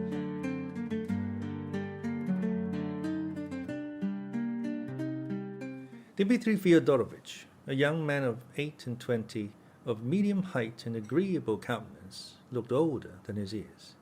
He was muscular and showed signs of considerable physical strength. Yet there was something not healthy in his face. He was rather thin, his cheeks were hollow, and there was an unhealthy sallowness in their color. His rather large, prominent dark eyes had an expression of firm determination, and yet there was a fake look in them too. Even when he was excited and talking irritably, his eyes somehow did not follow his mood, but betrayed something else, sometimes quite incongruous with what was passing. It is hard to tell what he's thinking. Those who talked to him sometimes declared. People who saw something pensive and sullen in his eyes were startled by his sudden laugh, which bore witness to mirthful and light-hearted thoughts at the very time when his eyes were so gloomy. A certain strained look in his face was easy to understand at this moment. Everyone knew, or had heard of, the extremely restless and dissipated life which he had been leading of late, as well as of the violent anger to which he had been roused in his quarrels with his father. There were several stories current in the town about it. It is true that he was irascible by nature, of an unstable and unbalanced mind, as our Justice of the Peace, Khokhlakov, happily described him. He was stylishly and irreproachably dressed in a carefully buttoned frock coat. He wore black gloves and carried a top hat. Having only lately left the army, he still had moustaches and no beard. His dark brown hair was cropped short and combed forward on his temples. He had the long, determined stride of a military man. He stood still for a moment on the threshold, and glancing at the whole party, went straight up to the elder, guessing him to be their host. He made him a low bow and asked his blessing. Father Zossima, rising in his chair, blessed him. Dmitri kissed his hand respectfully, and with intense feeling, almost anger, he said, "Be so generous as to forgive me for having kept you waiting so long. But Smerdyakov, the valet sent me by my father, in reply to my inquiries, told me twice over that the appointment was for one. Now I suddenly learn—" "Don't disturb yourself," interposed the elder. "No matter. You are a little late. It's of no consequence. I'm extremely obliged to you, and expected no less from your goodness." Saying this, Dmitri bowed once more. Then, turning suddenly towards his father, made him, too, a similarly low and respectful bow. He had evidently considered it beforehand, and made this bow in all seriousness, thinking it his duty to show his respect and good intentions. Although Fyodor Pavlovich was taken unawares, he was equal to the occasion. In response to Dmitri's bow, he jumped up from his chair and made his son a bow as low in return. His face was suddenly solemn and impressive, which gave him a positively malignant look. Dmitri bowed generally to all present, and without a word walked to the window with his long, resolute stride, sat down on the only empty chair, near Father Paissy, and, bending forward, prepared to listen to the conversation he had interrupted. Dmitri's entrance had taken no more than 2 minutes, and the conversation was resumed. But this time Miusov thought it unnecessary to reply to Father Paissy's persistent and almost irritable question. "Allow me to withdraw from this discussion," he observed with a certain well-bred nonchalance. "It's a subtle question, too. Here, Ivan Fyodorovich is smiling at us. He must have something interesting to say about that also. Ask him. Nothing special, except one little remark. Ivan replied at once. Europe liberals in general, and even our liberal dilettanti, often mix up the final results of socialism with those of Christianity. This wild notion is, of course, a characteristic feature. But it's not only liberals and dilettanti who mix up socialism and Christianity, but in many cases, it appears, the police, the foreign police, of course, do the same. Your Paris anecdote is rather to the point, Pyotr Alexandrovich. I ask your permission to drop the subject altogether, Miusov repeated. I will tell you instead, gentlemen, another interesting and rather characteristic anecdote of Ivan Fyodorovich himself. Only 5 days ago, in a gathering here, principally of ladies, he solemnly declared in argument that there was nothing in the whole world to make men love their neighbors, that there was no law of nature that man should love mankind, and that if there had been any love on earth hitherto, it was not owing to a natural law, but simply because men have believed in immortality. Ivan Fyodorovich added in parenthesis that the whole natural law lies in that faith, and that if you were to destroy in mankind the belief in immortality, not only love, but every living force maintaining the life of the world would at once be dried up. Moreover, nothing then would be immoral. Everything would be lawful, even cannibalism. That's not all. He ended by asserting that for every individual, like ourselves, who does not believe in God or immortality, the moral law of nature must immediately be changed into the exact contrary of the former religious law, and that egoism, even to crime, must become not only lawful but even recognized as the inevitable, the most rational, even honorable outcome of his position. From this paradox, gentlemen, you can judge of the rest of our eccentric and paradoxical friend Ivan Fyodorovich's theories. Excuse me, Dmitri cried suddenly. If I've heard aright, crime must not only be permitted but even recognized as the inevitable and the most rational outcome of his position of every infidel. Is that so or not? Quite so, said Father Paissy. I'll remember it. Having uttered these words, Dmitri ceased speaking as suddenly as he had begun. Everyone looked at him with curiosity. Is that really your conviction as to the consequences of the disappearance of the faith in immortality? The elder asked Ivan suddenly. Yes, that was my contention. There is no virtue if there is no immortality. You are blessed in believing that, or else most unhappy. Why unhappy? Ivan asked, smiling. Because, in all probability, you don't believe yourself in the immortality of your soul, nor in what you have written yourself in your article on church jurisdiction. Perhaps you are right, but I wasn't altogether joking. Ivan suddenly and strangely confessed, flushing quickly. You were not altogether joking, that's true. The question is still fretting your heart, and not answered. But the martyr likes sometimes to divert himself with his despair, as it were driven to it by despair itself. Meanwhile, in your despair, you, too, divert yourself with magazine articles and discussions in society, though you don't believe your own arguments, and with an aching heart mock at them inwardly. That question you have not answered, and it is your great grief, for it clamors for an answer. But can it be answered by me? Answered in the affirmative? Ivan went on asking strangely, still looking at the elder with the same inexplicable smile. If it can't be decided in the affirmative, it will never be decided in the negative. You know that is the peculiarity of your heart, and all its suffering is due to it. But thank the Creator who has given you a lofty heart capable of such suffering, of thinking and seeking higher things, for our dwellings is in the heavens. God grant that your heart will attain the answer on earth, and may God bless your path. The elder raised his hand and would have made the sign of the cross over Ivan from where he stood, but the latter rose from his seat, went up to him, received his blessing, and kissing his hand went back to his place in silence. His face looked firm and earnest. This action and all the preceding conversation, which was so surprising from Ivan, impressed everyone by its strangeness and a certain solemnity, so that all were silent for a moment, and there was a look almost of apprehension in Alyosha's face. But Miusov suddenly shrugged his shoulders, and at that same moment Fyodor Pavlovich jumped up from his seat. "Most pious and holy elder," he cried, pointing to Ivan, "that is my son, flesh of my flesh, the dearest of my flesh. He is my most dutiful Kalmor, so to speak, while this son who has just come in, Dmitri, against whom I am seeking justice from you, is the undutiful Franz Moore.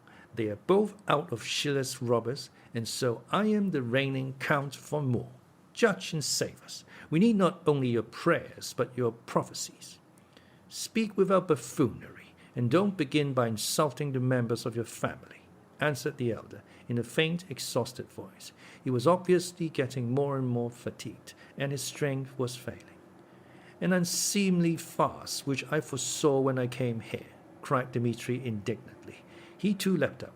"Forgive it, Reverend Father," he added, addressing the elder. "I'm not a cultivated man, and I don't even know how to address you properly. But you have been deceived, and you have been too good-natured in letting us meet here.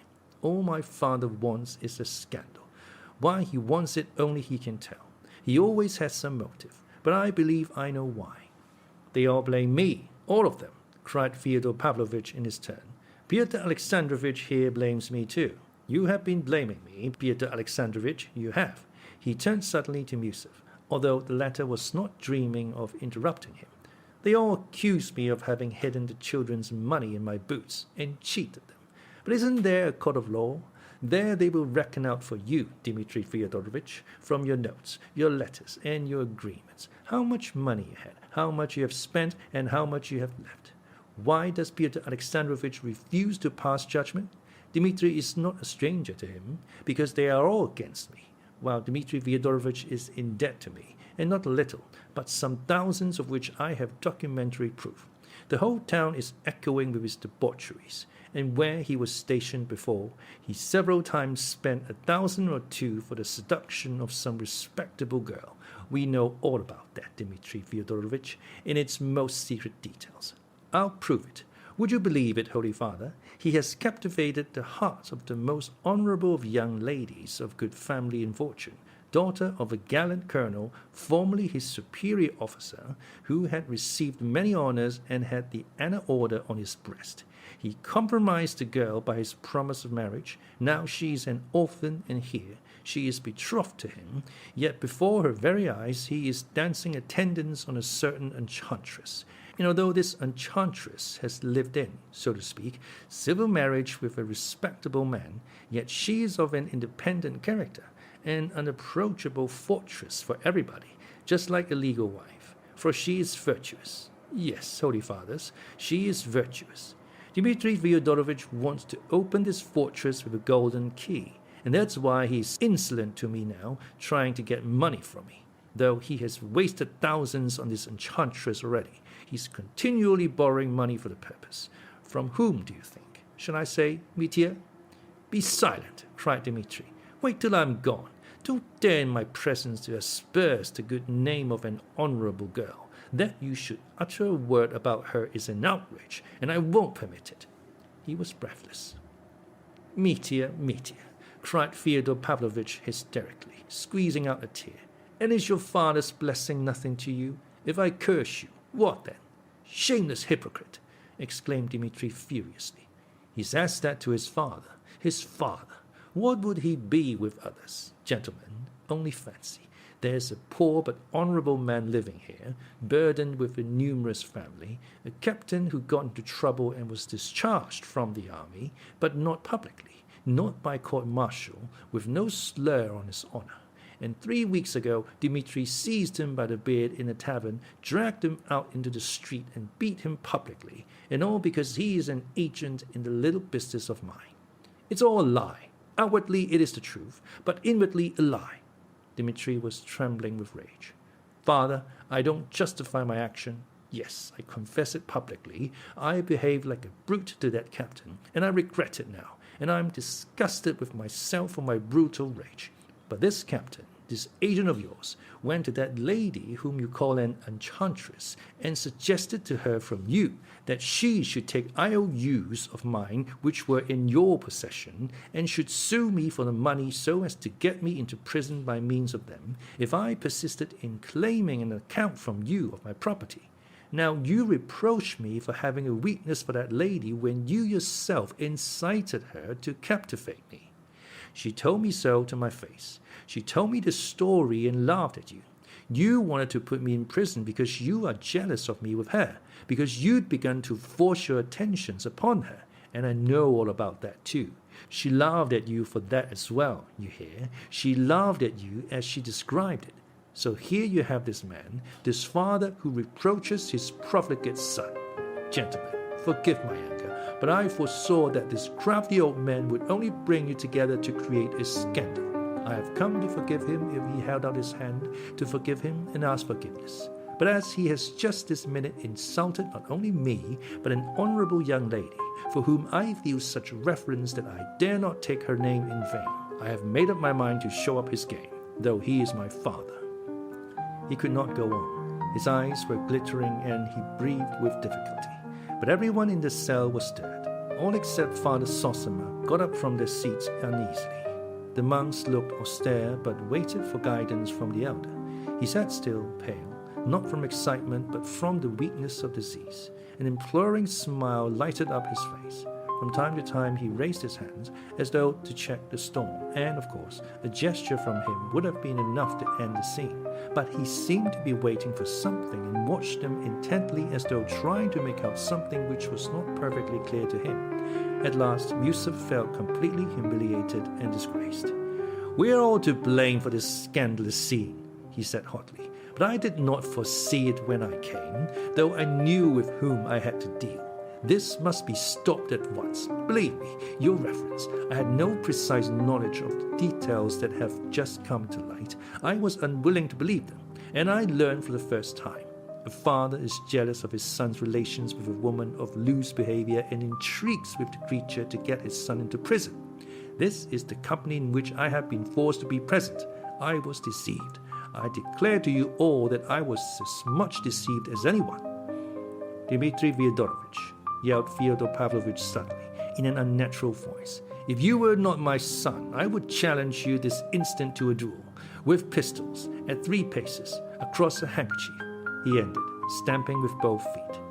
With old liars who have been acting all their lives, there are moments when they enter so completely into their part that they tremble or shed tears of emotion in earnest, although at that very moment or a second later they are able to whisper to themselves, "You know you are lying, you shameless old sinner. You are acting now, in spite of your holy wrath." Dmitri frowned painfully and looked with unutterable contempt at his father. I thought, he said, in a soft and, as it were, controlled voice, that I was coming to my native place with the angel of my heart, my betrothed, to cherish his old age, and I find nothing but a depraved profligate, a despicable clown." "A duel!" yelled the old wretch again, breathless and spluttering at each syllable. "And you, Pyotr Alexandrovich Miusov, let me tell you that there has never been in all your family a loftier and more honest, you hear, more honest woman than this creature, as you have dared to call her. And you, Dmitri Fyodorovich, have abandoned your betrothed for that creature, so you must yourself have thought that your betrothed couldn't hold a candle to her. That's the woman called a creature." "Shameful!" broke from Father Iosif. "Shameful and disgraceful." Kalganov, flushing crimson, cried in a boyish voice, trembling with emotion. He had been silent till that moment. "Why is such a man alive?" Dmitri, beside himself with rage, growled in a hollow voice, hunching up his shoulders till he looked almost deformed. "Tell me, can he be allowed to go on defiling the earth?" He looked round at everyone and pointed at the old man. He spoke evenly and deliberately. "Listen, monks to the parricide," cried Fyodor Pavlovich, rushing up to Father Iosif. "That's the answer to your shameful." "What is shameful? That creature, that woman of loose behavior, is perhaps holier than you are yourselves, you monks who are seeking salvation. She fell perhaps in her youth, ruined by her environment, but she loved much, and Christ himself forgave the woman who loved much. It was not for such love Christ forgave her, broke impatiently from the gentle Father Iosif. Yes, it was for such monks, it was. You save your souls here, eating cabbage, and think you are the righteous. You eat a gudgeon a day, and you think you bribe God with gudgeon. This is unendurable, was heard on all sides in the cell. But this unseemly scene was cut short in the most unexpected way. Father Zossima rose suddenly from his seat. Almost distracted with anxiety for the elder and everyone else, Alyosha succeeded, however, in supporting him by the arm. Father Zossima moved towards Dmitri and, reaching him, sank on his knees before him. Alyosha thought that he had fallen from weakness, but this was not so. The elder distinctly and deliberately bowed down at Dmitri's feet till his forehead touched the floor. Alyosha was so astounded that he failed to assist him when he got up again. There was a faint smile on his lips. "Goodbye, forgive me, all of you," he said, bowing on all sides to his guests. Dmitri stood for a few moments in amazement. Bowing down to him, what did it mean? Suddenly he cried aloud, "Oh God!" hid his face in his hands, and rushed out of the room. All the guests flocked out after him, in their confusion not saying goodbye or bowing to their host. Only the monks went up to him again for a blessing. What did it mean, falling at his feet like that? Was it symbolic or what? Said Fyodor Pavlovich, suddenly quieted and trying to reopen conversation without venturing to address anybody in particular. They were all passing out of the precincts of the hermitage at the moment. "I can't answer for a madhouse and for madmen," Miusov answered at once ill-humouredly. "But I will spare myself your company, Fyodor Pavlovich, and trust me, forever. Where's that monk?" That monk, that is, the monk who had invited them to dine with the superior, did not keep them waiting. He met them as soon as they came down the steps from the elder's cell, as though he had been waiting for them all the time. "Reverend Father, kindly do me a favor. Convey my deepest respect to the Father Superior. Apologize for me, personally," Miusov, to his reference, telling him that I deeply regret that, owing to unforeseen circumstances, I am unable to have the honor of being present at his table, greatly as I should decide to do so, Miusov said irritably to the monk. "And that unforeseen circumstance, of course, is myself," Fyodor Pavlovich cut in immediately. "Do you hear, Father? This gentleman doesn't want to remain in my company, or else he'd come at once. And you shall go, Pyotr Alexandrovich. Pray go to the Father Superior, and good appetite to you. I will decline, and not you. Home, home, I'll eat at home. I don't feel equal to it here, Pyotr Alexandrovich, my amiable relative." "I'm not your relative and never have been, you contemptible man." "I said it on purpose to madden you, because you always disclaim the relationship, though you really are a relation in spite of your shuffling. I'll prove it by the church calendar. As for you, Ivan, stay if you like. I'll send the horses for you later. Propriety requires you to go to the Father Superior, Pyotr Alexandrovich, to apologize for the disturbance we've been making. Is it true that you are going home? Aren't you lying? Pyotr Alexandrovich, how could I dare after what's happened? Forgive me, gentlemen, I was carried away, and upset besides, and indeed I am ashamed. Gentlemen, one man has the heart of Alexander of Macedon, and another the heart of the little dog Fido. Mine is that of the little dog Fido. I am ashamed. After such an escapade, how can I go to dinner, to gobble up the monastery sauces? I am ashamed. I can't. You must excuse me." "The devil only knows. What if he deceives us?" thought Miusov, still hesitating, and watching the retreating buffoon with distrustful eyes. The latter turned round, and noticing that Miusov was watching him, waved him a kiss. "Well, are you coming to the Superior?" Miusov asked Ivan abruptly. "Why not? I was especially invited yesterday." "Unfortunately, I feel myself compelled to go to this confounded dinner," said Miusov with the same irritability, regardless of the fact that the monk was listening. "We ought, at least, to apologize for the disturbance, and explain that it was not our doing. What do you think?" "Yes, we must explain that it wasn't our doing. Besides, Father won't be there," observed Ivan. "Well, I should hope not. Confound this dinner." They all walked on, however. The monk listened in silence. On the road through the copse he made one observation, however. that the Father Superior had been waiting a long time, and that they were more than half an hour late. He received no answer.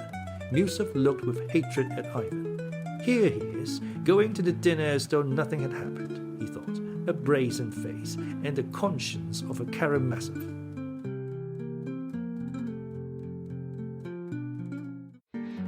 Chapter 7. A young man bends upon a career.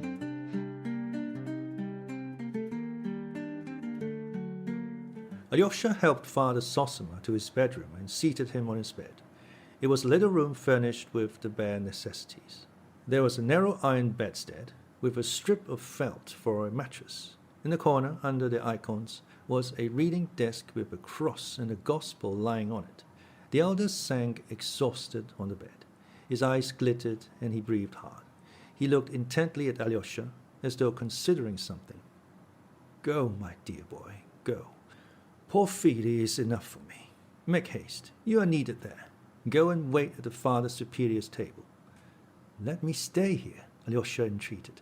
You are more needed there. There is no peace there. You will wait and be of service. If evil spirits rise up, repeat the prayer. And remember, my son, the elder liked to call him that. That is not the place for you in the future. When it is God's will to call me, leave the monastery. Go away for good. Alyosha started. What is it? This is not your place for the time. I bless you for great service in the world. Yours will be a long pilgrimage, and you will have to take a wife, too. You will have to bear all before you come back. There will be much to do, but I don't doubt of you, and so I send you forth. Christ is with you. Do not abandon him, and he will not abandon you.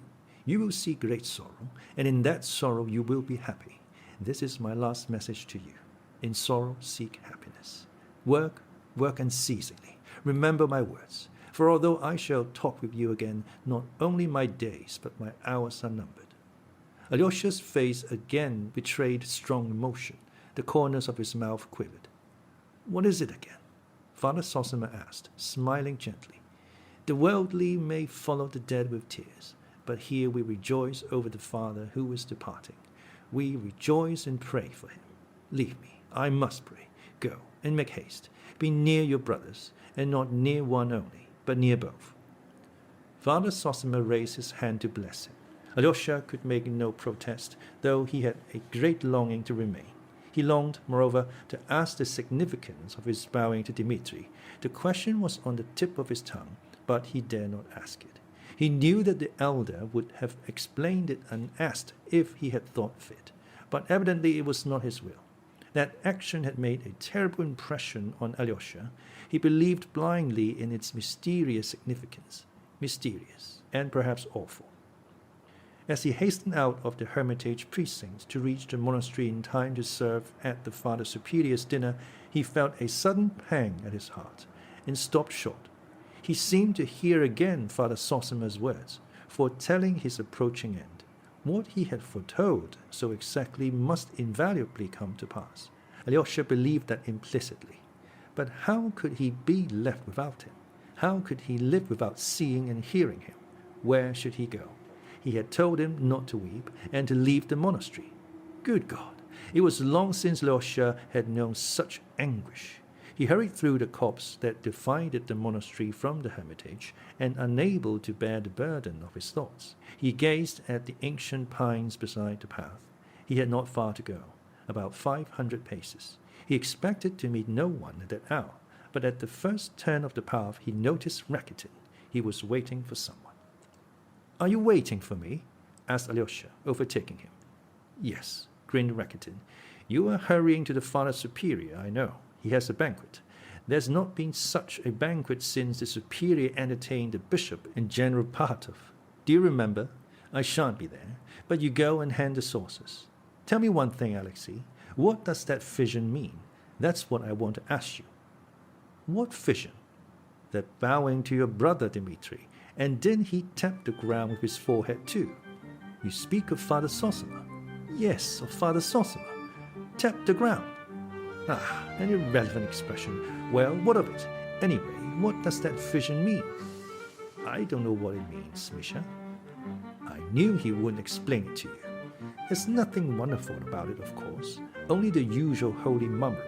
But there was an object in the performance. All the pious people in the town will talk about it and spread the stories through the province, wondering what it meant. To my thinking, the old man really has a keen nose. He sniffed the crime. Your house stinks of it. What crime? Rakitin evidently had something he was eager to speak of. It will be in your family, this crime, between your brothers and your rich old father. So Father Zossima flopped down to be ready for what may turn up. If something happens later on, it will be, the holy man foresaw it, prophesied it. Though it's a poor sort of prophecy, flopping like that. But it was symbolic, they'll say, an allegory, and the devil knows what all. It will be remembered to his glory. He predicted the crime and marked the criminal. That's always the way with these crazy fanatics. They cross themselves at the tavern and throw stones at the temple. Like your elder, he takes a stick to a just man and falls at the feet of a murderer. What crime? What murderer? What do you mean? Alyosha stopped dead. Rakitin stopped too. What murderer? As though you didn't know. I'll bet you've thought of it before. That's interesting too, by the way. Listen, Alyosha, you always speak the truth, though you're always between two stools. Have you thought of it or not? Answer. I have, answered Alyosha in a low voice. Even Rakitin was taken aback. What? Have you already? He cried. I've not exactly thought it, muttered Alyosha. But directly you began speaking so strangely, I fancied I thought of it myself.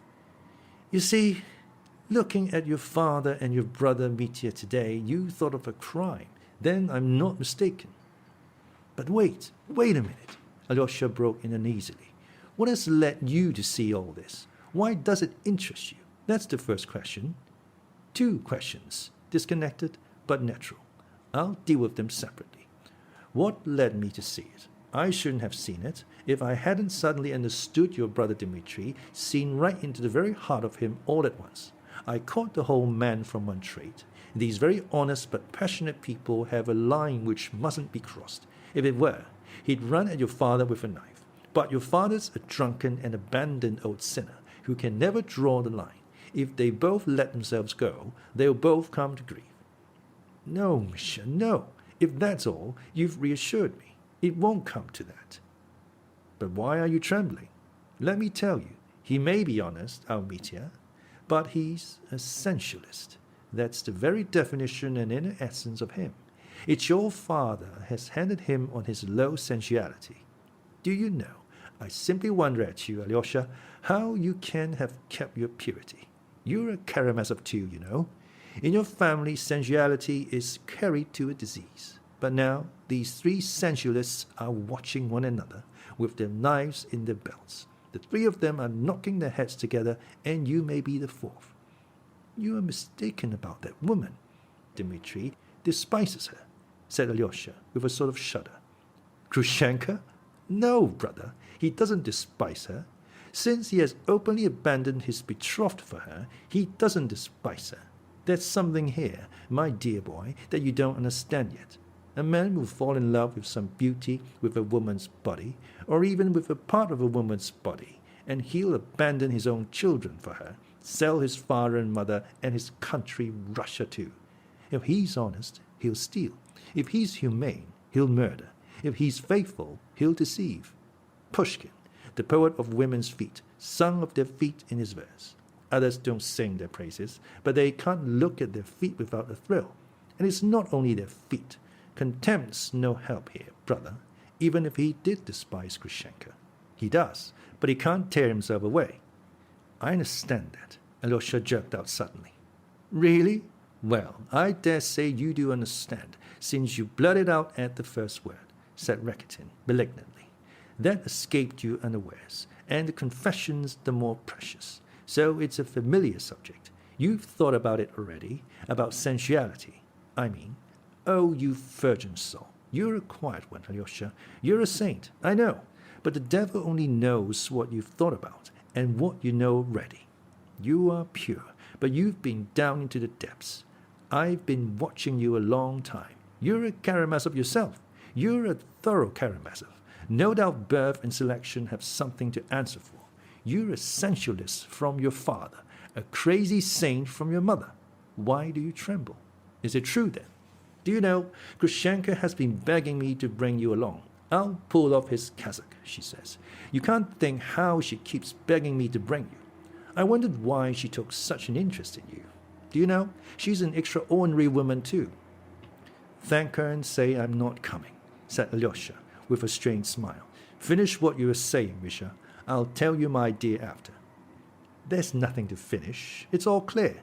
It's the same old tune, brother. If even you're a sensualist at heart, what of your brother Ivan? He's a Karamazov too.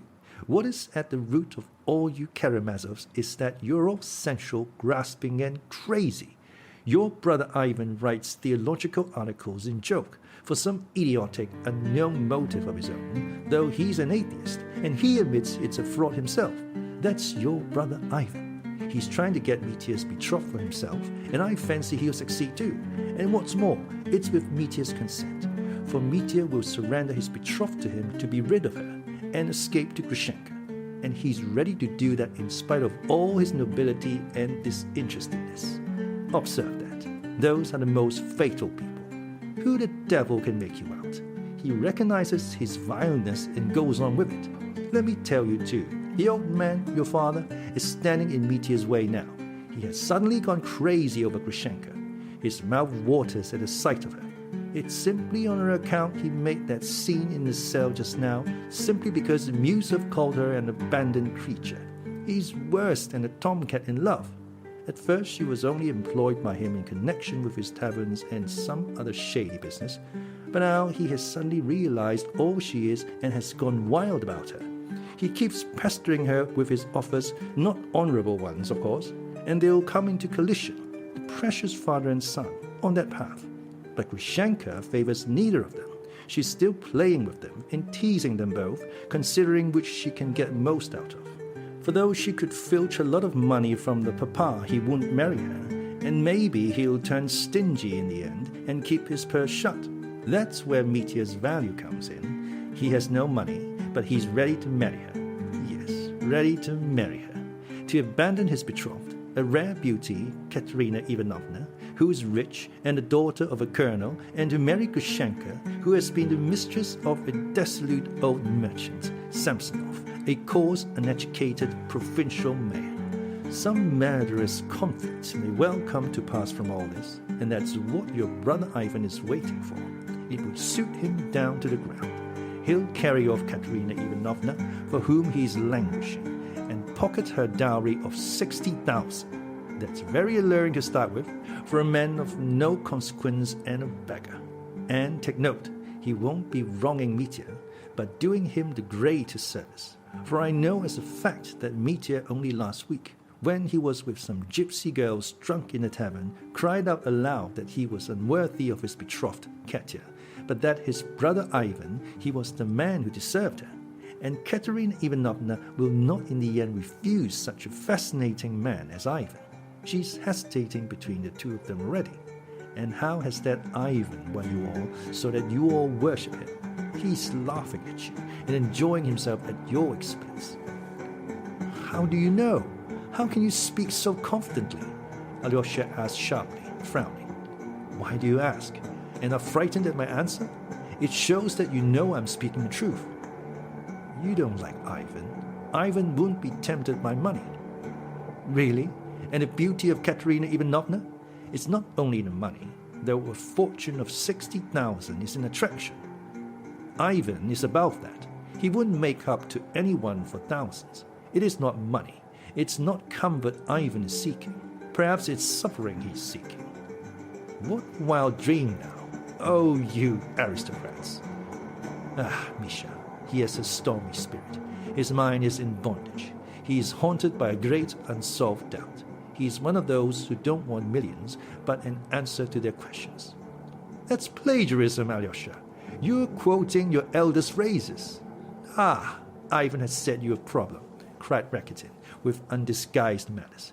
His face changed, and his lips twitched. And the problem's a stupid one. It is no good guessing it. Rack your brains. You understand it? His article is absurd and ridiculous. And did you hear his stupid theory just now? If there is no immortality of the soul, then there is no virtue, and everything is lawful. An attractive theory for scoundrels.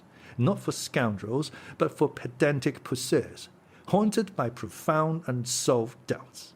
He's showing off, and what it all comes to is, on the one hand, we cannot but admit, and on the other, it must be confessed.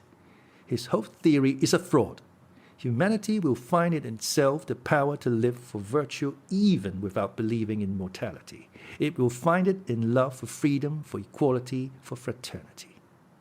Rakitin could hardly restrain himself in his heat, but suddenly, as though remembering something, he stopped short. Well, that's enough, he said, with a still more crooked smile. Why are you laughing? Do you think I'm a vulgar fool? No, I never dreamed of thinking you a vulgar fool. You are clever. But never mind, I was silly to smile. I understand you're getting hot about it, Misha. I guess from your warmth that you are not indifferent to Katerina Ivanovna yourself. I've suspected that for a long time, brother. That's why you don't like my brother Ivan. Are you jealous of him? And jealous of her money too? Won't you add that? I'll say nothing about money. I'm not going to insult you. I believe it, since you say so, but confound you, and your brother Ivan with you. Don't you understand that one might very well dislike him apart from Katerina Ivanovna? And why the devil should I like him? He condescends to abuse me, you know. Why haven't I a right to abuse him? I never heard of his saying anything about you, good or bad. He doesn't speak of you at all. But I heard that the day before yesterday at Katerina Ivanovna's, he was abusing me for all he was worth. You see what an interest he takes in your humble servant. And which is the jealous one after that? Brother, I can't say. He was so good as to express the opinion that if I don't go in for the career of an archimandrite in the immediate future and don't become a monk, I shall be sure to go to Petersburg and get on to some solid magazine as a reviewer, that I shall write for the next 10 years, and in the end become the owner of the magazine and bringing out on the liberal and atheist side, with a socialistic tinge, with a tiny gloss of socialism, but keeping a sharp lookout all the time, that is, keeping in with both sides and hoodwinking the fools. According to your brother's account, the tinge of socialism won't hinder me from laying by the proceeds and investing them under the guidance of some Jew, till at the end of my career I build a great house in Petersburg and move my publishing offices to it, and let out the upper stories to lodgers. He has even chosen the place for it, near the new stone bridge across the Neva, which they say is to be built in Petersburg. Ah, Misha, that's just what will really happen, every word of it, cried Alyosha, unable to restrain a good-humored smile. You are pleased to be sarcastic too, Alexey Fyodorovich. No, I'm joking, forgive me. I have something quite different in my mind, but excuse me. Who can have told you all this? You can't have been at Katerina Ivanovna's yourself when he was talking about you. I wasn't there, but Dmitri Fyodorovich was, and I heard him tell it with my own ears. If you want to know, he didn't tell me, but I overheard him, unintentionally, of course, for I was sitting in Grushenka's bedroom, and I couldn't go away because Dmitri Fyodorovich was in the next room. Oh, yes, I'd forgotten she was a relation of yours. A relation? That Grushenka relation of mine, cried Rakitin, turning crimson. Are you mad? You're out of your mind. Why, isn't she a relation of yours? I heard so. Where can you have heard it? You Karamazovs brag of being an ancient noble family, though your father used to run about playing the buffoon at other men's tables and was only admitted to the kitchen as a favor. I may be only a priest's son, and dirt in the eyes of noblemen like you, but don't insult me so lightly and wantonly. I have a sense of honor too, Alexey Fyodorovich. I couldn't be a relation of Grushenka, a common harlot. I beg you to understand that. Rakitin was intensely irritated. Forgive me, for goodness sake, I had no idea. Besides, how can you call her a harlot? Is she the sort of woman? Alyosha flushed suddenly. I tell you again, I heard that she was a relation of yours. You often go to see her, and you told me yourself you're not her lover. I never dreamed that you of all people had such contempt for her. Does she really deserve it? I may have reasons of my own for fisting her. That's not your business. But as for relationship, your brother or even your father is more likely to make her yours than mine. Well, here we are. You'd better go to the kitchen. Hello, what's wrong? What is it? Are we late? They can't have finished dinner so soon. Have the Karamazovs been making trouble again? No doubt they have. Here's your father and your brother Ivan after him. They've broken out from the Father Superiors. And look, Father Isidore's shouting out something after them from the steps. And your father's shouting and waving his arms. I expect he's swearing. And there goes Miusov driving away in his carriage. You see, he's going. And there's old Maximov running. There must have been a row. There can't have been any dinner. Surely they've not been beating the Father Superior. Or have they? Perhaps been beaten. He would serve them right. There was reason for Rakitin's exclamations. There had been a scandalous and unprecedented scene. It had all come from the impulse of a moment.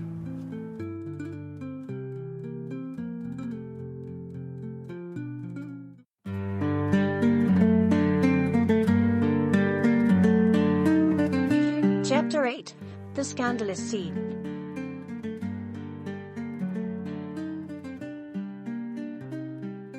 Miusov, as a man of breeding and delicacy, could not but feel some inward qualms when he reached the Father Superior's with Ivan. He felt ashamed of having lost his temper. He felt that he ought to have disdained that despicable wretch, Fyodor Pavlovich, too much to have been upset by him in Father Zossima's cell, and so to have forgotten himself. The monks were not to blame in any case, he reflected, on the steps, and if they're decent people here, why not be friendly and courteous with them? I won't argue. I'll fall in with everything. I'll win them by politeness, and show them that I've nothing to do with that Aesop, that buffoon, that Pierrot, and have merely been taken in over this affair, just as they have. He determined to drop his litigation with the monastery and relinquish his claims to the woodcutting and fishery rights at once.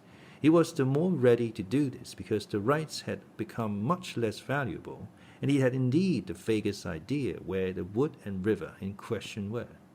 These excellent intentions were strengthened when he entered the Father Superior's dining room, though, strictly speaking, it was not a dining room, for the Father Superior had only 2 rooms altogether. They were, however, much larger and more comfortable than Father Zossima's, but there was no great luxury about the furnishing of these rooms either. The furniture was of mahogany, covered with leather in the old-fashioned style of 1820. The floor was not even stained, but everything was shining with cleanliness, and there were many choice flowers in the windows. The most sumptuous thing in the room at the moment was, of course, the beautifully decorated table. The cloth was clean, the service shone. There were 3 kinds of well-baked bread, 2 bottles of wine, 2 of excellent meat, and a large glass jug of kvass, both the latter made in the monastery, and famous in the neighborhood. There was no vodka. Rakitin related afterwards that there were 5 dishes: fish soup made of sterlets, served with little fish patties, then boiled fish served in a special way, then salmon cutlets, ice pudding and compote, and finally blancmange. Rakitin found out about all these good things, for he could not resist peeping into the kitchen, where he already had a footing. He had a footing everywhere, and got information about everything. He was of an uneasy and envious temper. He was well aware of his own considerable abilities, and nervously exaggerated them in his self-conceit. He knew he would play a prominent part of some sort, but Alyosha, who was attached to him, was distressed to see that his friend Rakitin was dishonorable, and quite unconscious of being so himself, considering, on the contrary, that because he would not steal money left on the table he was a man of the highest integrity. Neither Alyosha nor anyone else could have influenced him in that. Rakitin, of course, was a person of too little consequence to be invited to the dinner, to which Father Iosif, Father Paissy, and 1 other monk were the only inmates of the monastery invited. They were already waiting when Miusov, Kalganov, and Ivan arrived.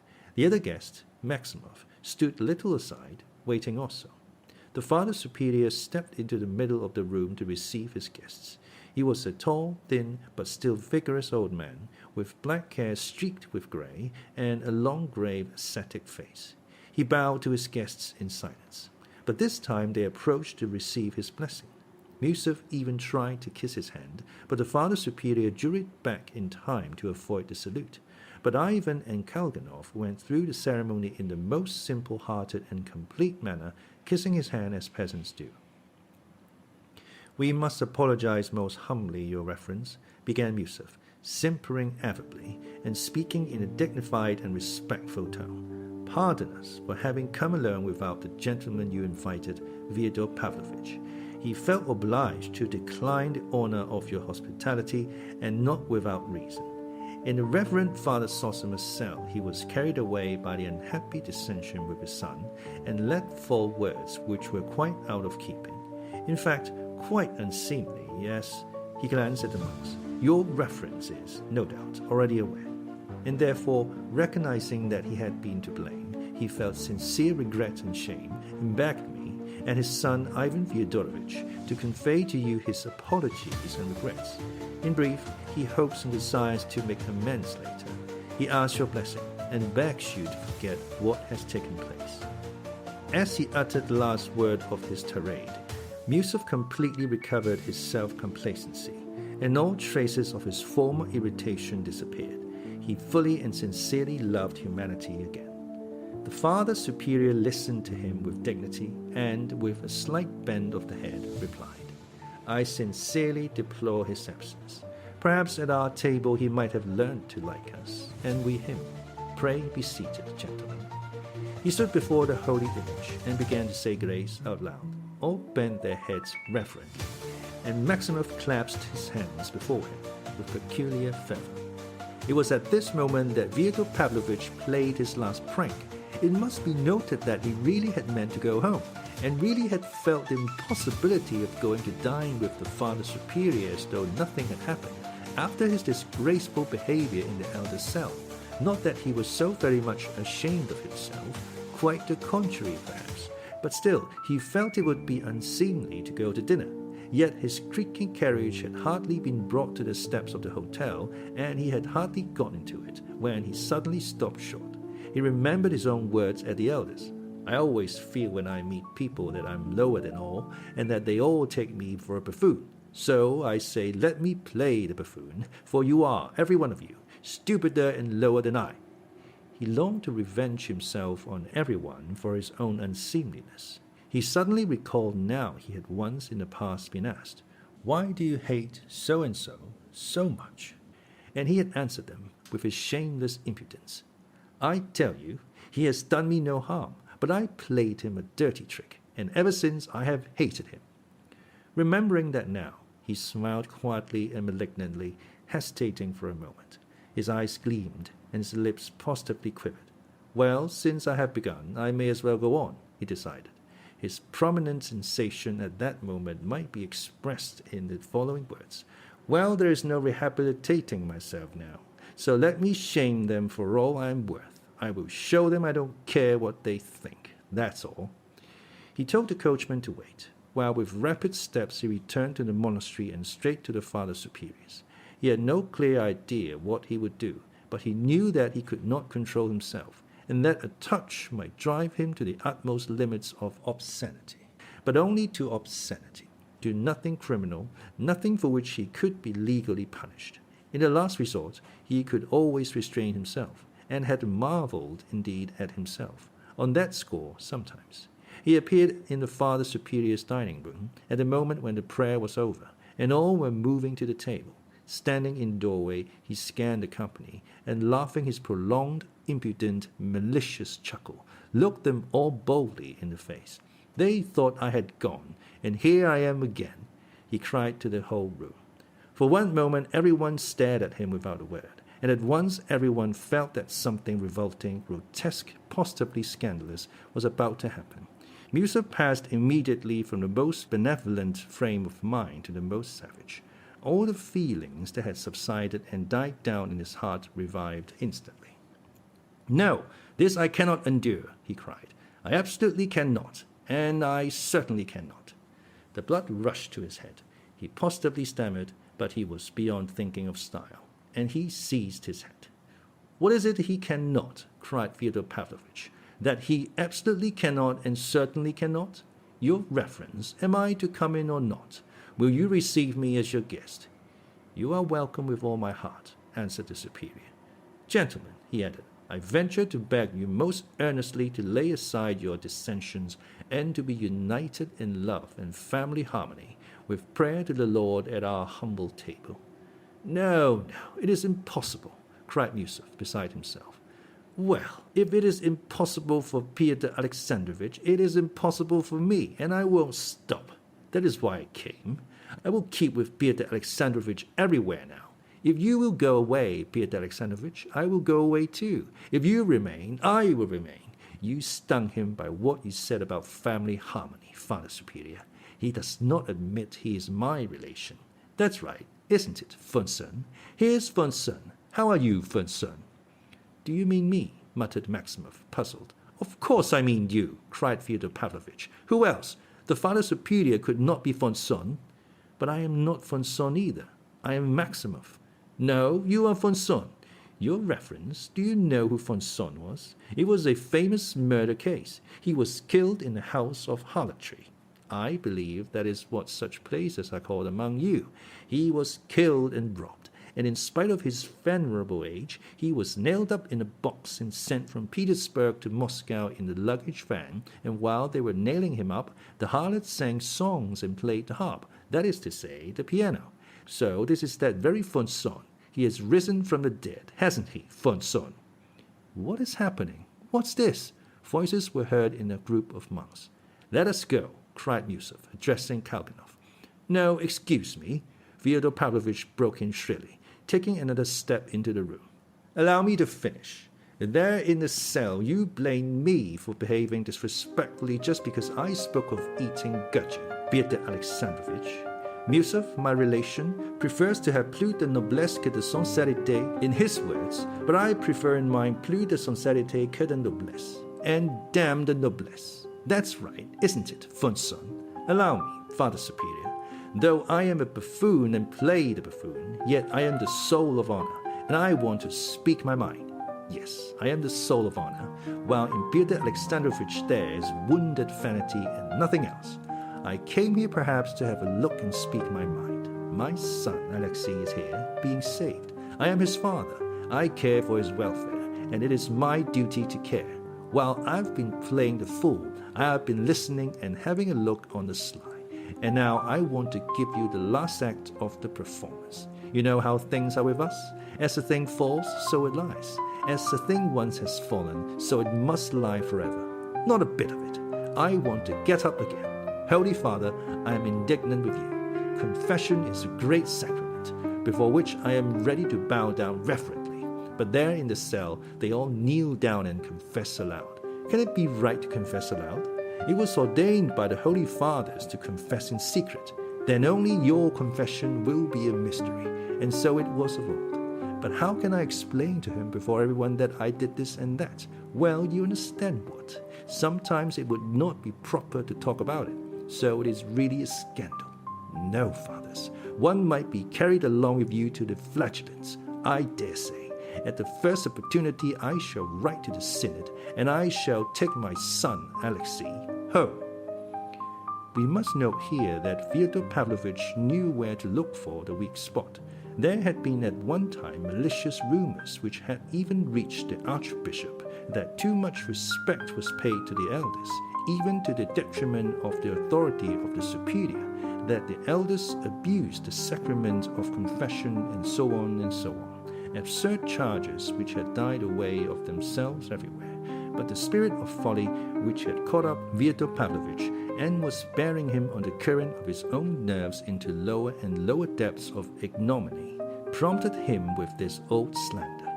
Fyodor Pavlovich did not understand a word of it, and he could not even put it sensibly, for on this occasion no one had been kneeling and confessing aloud in the elder cell, so that he could not have seen anything of the kind. He was only speaking from confused memory of old slanders. But as soon as he had uttered his foolish tirade, he felt he had been talking absurd nonsense, and at once longed to prove to his audience, and above all to himself, that he had not been talking nonsense. And though he knew perfectly well that with each word he would be adding more and more absurdity, he could not restrain himself, and plunged forward blindly. "How disgraceful!" cried Pyotr Alexandrovich. "Pardon me," said the Father Superior. "It was said of old, many have begun to speak against me and have uttered evil sayings about me. And hearing it, I have said to myself, it is the correction of the Lord, and he has sent it to heal my vain soul. And so we humbly thank you, honored guest." And he made Fyodor Pavlovich a low bow. "Tut, tut, tut.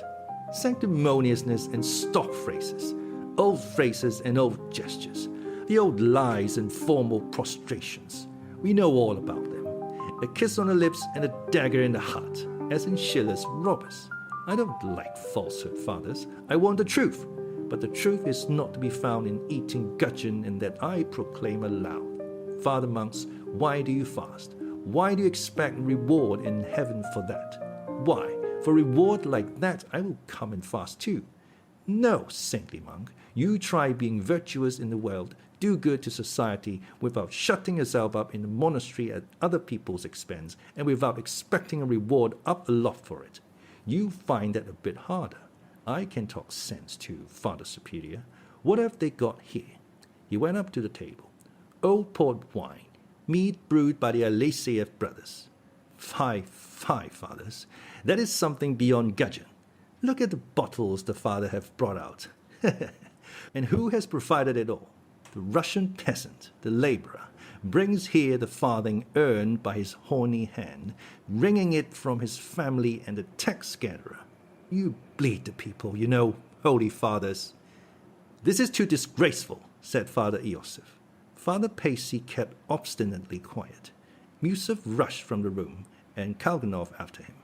"Well, father, I will follow Pyotr Alexandrovich.